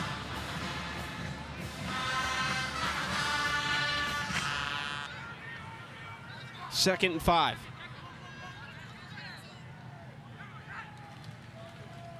Play action again. Retzloff with time. Little sidearm throw to Gordon, who couldn't haul it in. And if Gordon catches this football, he's definitely going to pick up the 1st down and a lot more. Barnes, excuse me. Arnold Barnes in there, the 3rd. Got to be able to catch those and take advantage of those opportunities. Also would have kept the clock going as well to continue to run time down on it. North Texas, Rice next. With North Texas one of 4 one-loss teams, I should say one of 3 after East Carolina loses at UTSA tonight, vying for a spot in the American Championship. Retzloff pump fakes, throws incomplete. Coverage by Beno Sweke downfield, and that'll bring up 4th down. Nice job by Sweke from his safety spot. Looks like he's a little banged up on that play as well. Coming down, making a play on Zycarl Lewis Jr.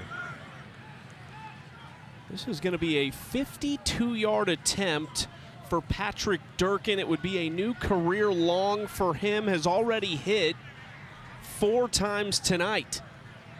He has been perfect so far. Hopefully we don't give him the broadcast curse, right? That's not happening. Not with this kicker. A good swing of the leg, and it is good. Durkin is automatic for Tulane. 52 yards, a new career high. What an impressive display of just accuracy from Patrick Durkin. That had the distance to be even further. He's been really, really good, showing you why he is the top kicker in the American Conference. And when you have a weapon like this, we're talking about the top 25 in college football playoffs, sometimes these games come down to 3 points. And I think right now, if you're Tulane, you can safely say that you feel like if it comes down to a field goal win at any point in time, it's on your side. He's a redshirt freshman, by the way. Whew. I love those young players making a difference. Let's take a look at today's Good Hands plays, brought to you by Allstate. It's the redshirt freshman, another one of those young guys. Jamari McClure has been excellent. He has been outstanding too, really seeing the field well. I've been so impressed with how well he's been using that vision to make the right cuts and the right read every single time. In addition to that, covering the football up, 2 hands on the football in traffic, sometimes that's hard to understand and to always execute on as a young running back, but he's been showing some poise and maturity at the running back position today. He's having a heck of a night. So interesting how things develop as the season goes on. Javen Gordon has been kind of the guy for the most part in a backfield that's seen a lot of different ball carriers, but McClure last week and this week feels like he's taken the lead. It also feels like he's just got a bit more to him as far as when the football's in his hand, you're kind of holding your breath. And I think that that's what a lot of offensive coordinators are looking for in young running backs and veteran running backs, is who can make a difference with the football in their hand. And Jamari McClure has shown that over the past couple of weeks, so really starting to emerge as the bell cow for this offense in the backfield. Evan Simon and the Temple offense back out there after a disappointing drive on their last one, and he ducks into Cam Hamilton, who has been playing through a little bit of an injury. They love his development from a maturity and a production standpoint over the last year. They told us a lot about how he has carried himself over this season in showing up to the weight room, being a leader, being accountable to his teammates, one of those leaders up front for them. If they're going to have a chance to put themselves in position to continue to climb up and stay atop of the American Conference, it's going to start with that defensive line. Chase on the catch. He has 9 yards to set up 3rd and 5 at the 30-yard line. Now, one of the things I'm thinking about here, Chucky, is we've talked about the college football playoff and what this game means for Tulane. I know North Texas has their game coming up after ours against Rice, but does Tulane really look like a top 25 team? And I think there are areas of the game, specifically here tonight, where you say that is definitely a top 25 team, but there's also some areas to work on over the next couple of weeks to ensure that they put themselves in the best position. Simon on 3rd down, incomplete. What stands out most? What can get Tulane to the next level over these next few weeks? Well, specifically on defense, I think they're going to have to improve in the secondary some, just in ensuring that everyone knows what their assignments are and guys can drop in the right spaces in coverage. I think they need a little bit of assistance there as far as their secondary is concerned. The defensive line is great. The offensive line is great. Jake Resloff, their quarterback, really good. Those are the areas that they can build a foundation on if they can tweak a few things to continue to grow. But they're certainly going to have to figure out this wide receiver room and somebody who can be a consistent deep threat for them, especially after losing Bryce Bohannon. That's probably the biggest area of concern offensively for Tulane moving forward into next week and then into the conference championship. If they can put themselves in position there, is who's going to catch the football and be the deep threat on the outside. Tulane, Retzloff, and McClure have been excellent. Preston caught the 69-yard touchdown on their first drive, and then Durkin 5 for 5, twice hitting from 50. Incredible season for Patrick Durkin. He has not missed from beyond 40 yards this year. I love that with automatic. And that is another one of the makings and recipes for a team in the top 25. Because again, a lot of these games come down to win a conference title, win round 1 of the college football playoffs. You're going to need to make field goals and win the kicking game. 1st and 10 inside their own 10-yard line. Hayes in motion. Retzloff throwing and connects this time with Trey Shackelford, who fights off a defender. There's a flag that comes in at the end of the play on the tackle. It's going to go against Temple. One of the combo routes on the outside was Shackelford, Personal Brown foul, Stevens. face mask. Defense number 11. 15-yard penalty added to the end of the run. Automatic first down. Got Earl Culp there. A 6-foot redshirt freshman out of Ohio. That might be it for Retzloff. We'll see. He came to the sideline with Brendan Sullivan entering the game after that throw. Retzloff still has his helmet on over there, but Sullivan will get a chance on this snap at least. 1st and 10 at the 42. Toss play to McClure. Blockers in front. McClure knocked out of bounds just shy of the 50-yard line. 5 minutes and ticking left in this game. I want to go back to what you were talking about, too, with John Sumrall. And look, his name's in everything. Yeah. You can't avoid that if you're a player on this team or anyone in the organization. But he said they did a summer speaker series. He'd bring somebody in every week. They'd talk to the team. He said, the last one we did, I got up there and said, I'm talking to you today. And he basically addressed the things that are happening right now. He said, look, if we have success, you're going to start to hear things about what job I should take. You're going to start to hear things yourself about maybe where you should look in the portal. But he said, just do this for me, one game at a time. Don't worry about that stuff until the end of the year, and our business is taken care of. Well, I have to say, from the player's perspective, that's one of the things you appreciate is just the honesty of your coach to be honest with his team about where you are, where the development is, also his role and the potential there. So a lot of what he mentioned, and this was in the summer, so this is before the season started, where he came up and spoke to his team and mentioned these things. It's coming to fruition right now because his name is certainly in the conversation. A lot of these players are getting offers and agents talking to them about transferring and NIL and money and all this stuff. So much noise and distraction at this point of the season for the student athletes and for the coaching staff. 3rd and 3.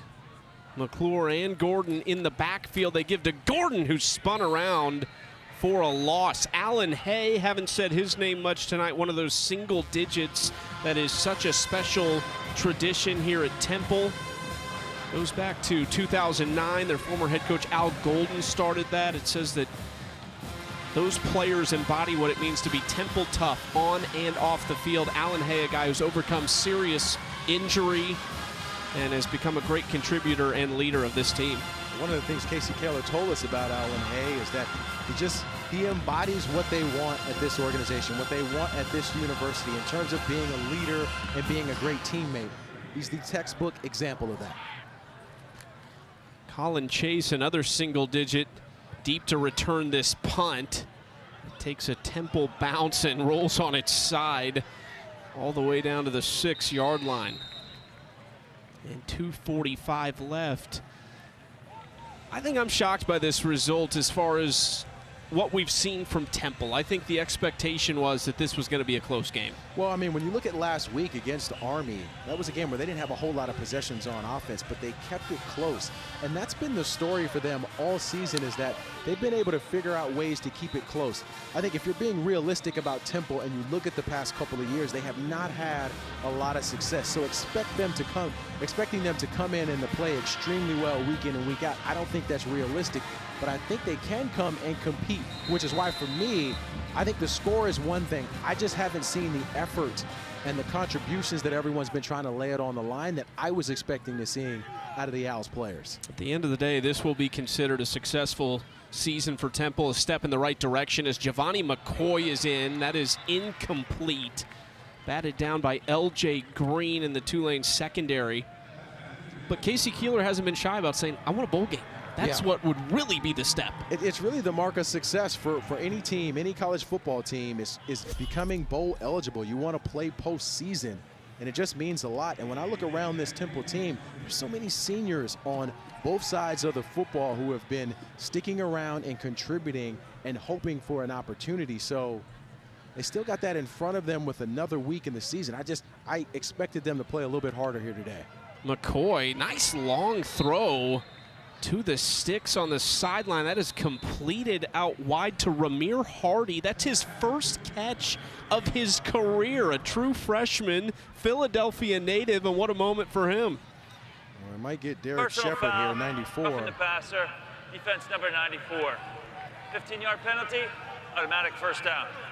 Got him at the end of this play, spinning McCoy down.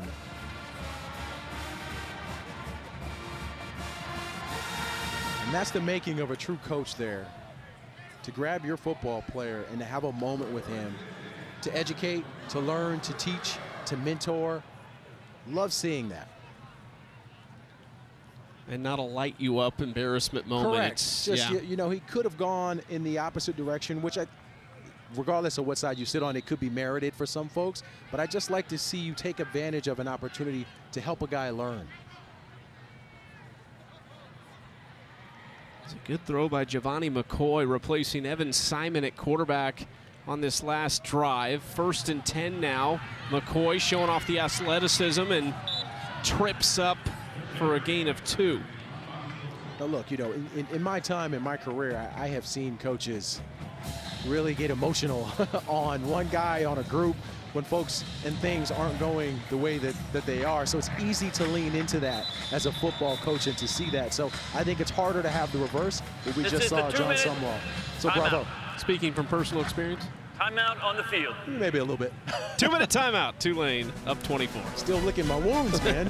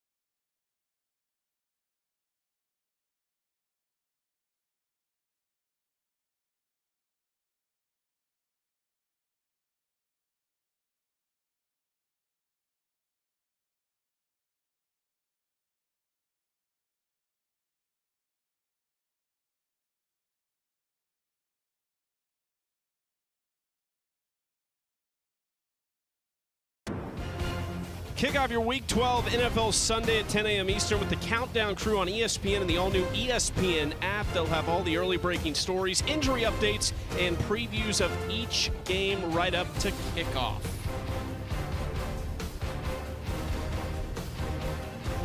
Beautiful Philadelphia on a night that Temple fans will not want to remember. Not their best performance, down 24 at the 2-minute timeout in the fourth quarter, as Tulane marches toward their 6th conference win and will be one of 3 one-loss teams remaining. McCoy took another shot in the backfield on the completion that actually loses a yard. That was Makai Williams who came untouched down the middle and light up McCoy. And that's one thing that can be frustrating for a quarterback being inserted into the game. The game's kind of out of reach right now. You're just trying to learn, get some productivity, get some game reps. The last thing you want to be doing is getting lit up.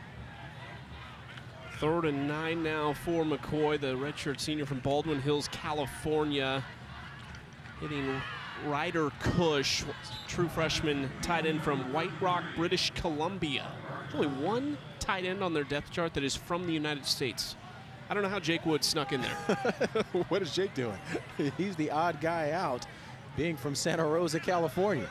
One from Canada, one from England, and one from Germany. And then the Cali kid. That's a fun group. I mentioned this last time because this is the second week in a row we've had a German player.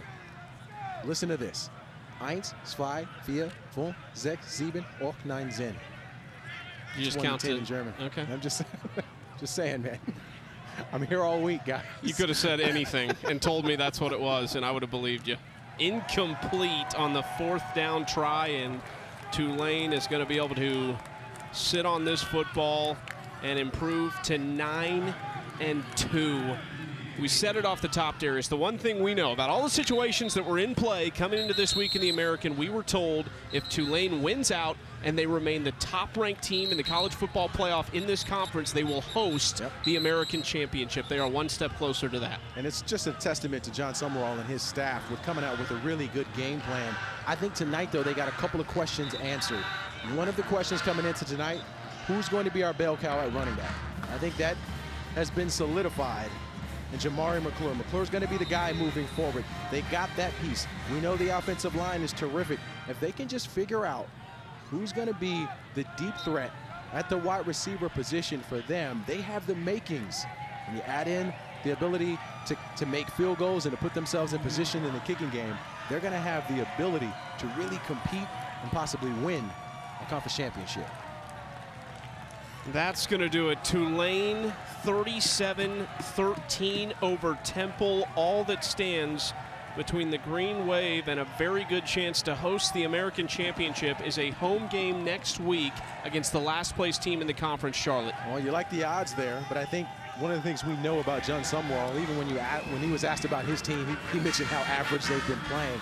I think he'll have a similar message going into next week because he understands that he needs to keep this team motivated to continue to put themselves in position to compete for a conference title. But one more step for Tulane to continue on this wild ride.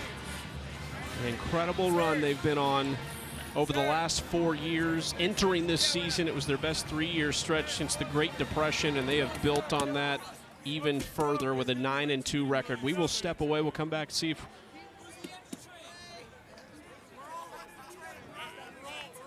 waiting to see if we can get Coach Sumrall here before we step away. Don't forget North Texas Rice coming up next. Big one for the Mean Green and Eric Morris, led by Drew Mestamaker, who's thrown for 3,000 yards this season. That's one you don't want to miss against a very unique style for Rice.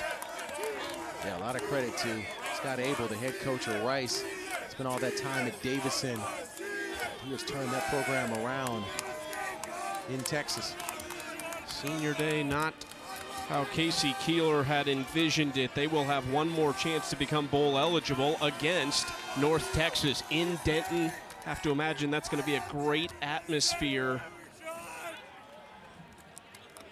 Well, let's step away for a moment. We'll come back to see if we can talk to John Sumrall, the head coach of Tulane. North Texas, that's coming up next. We'll be right back in Philly.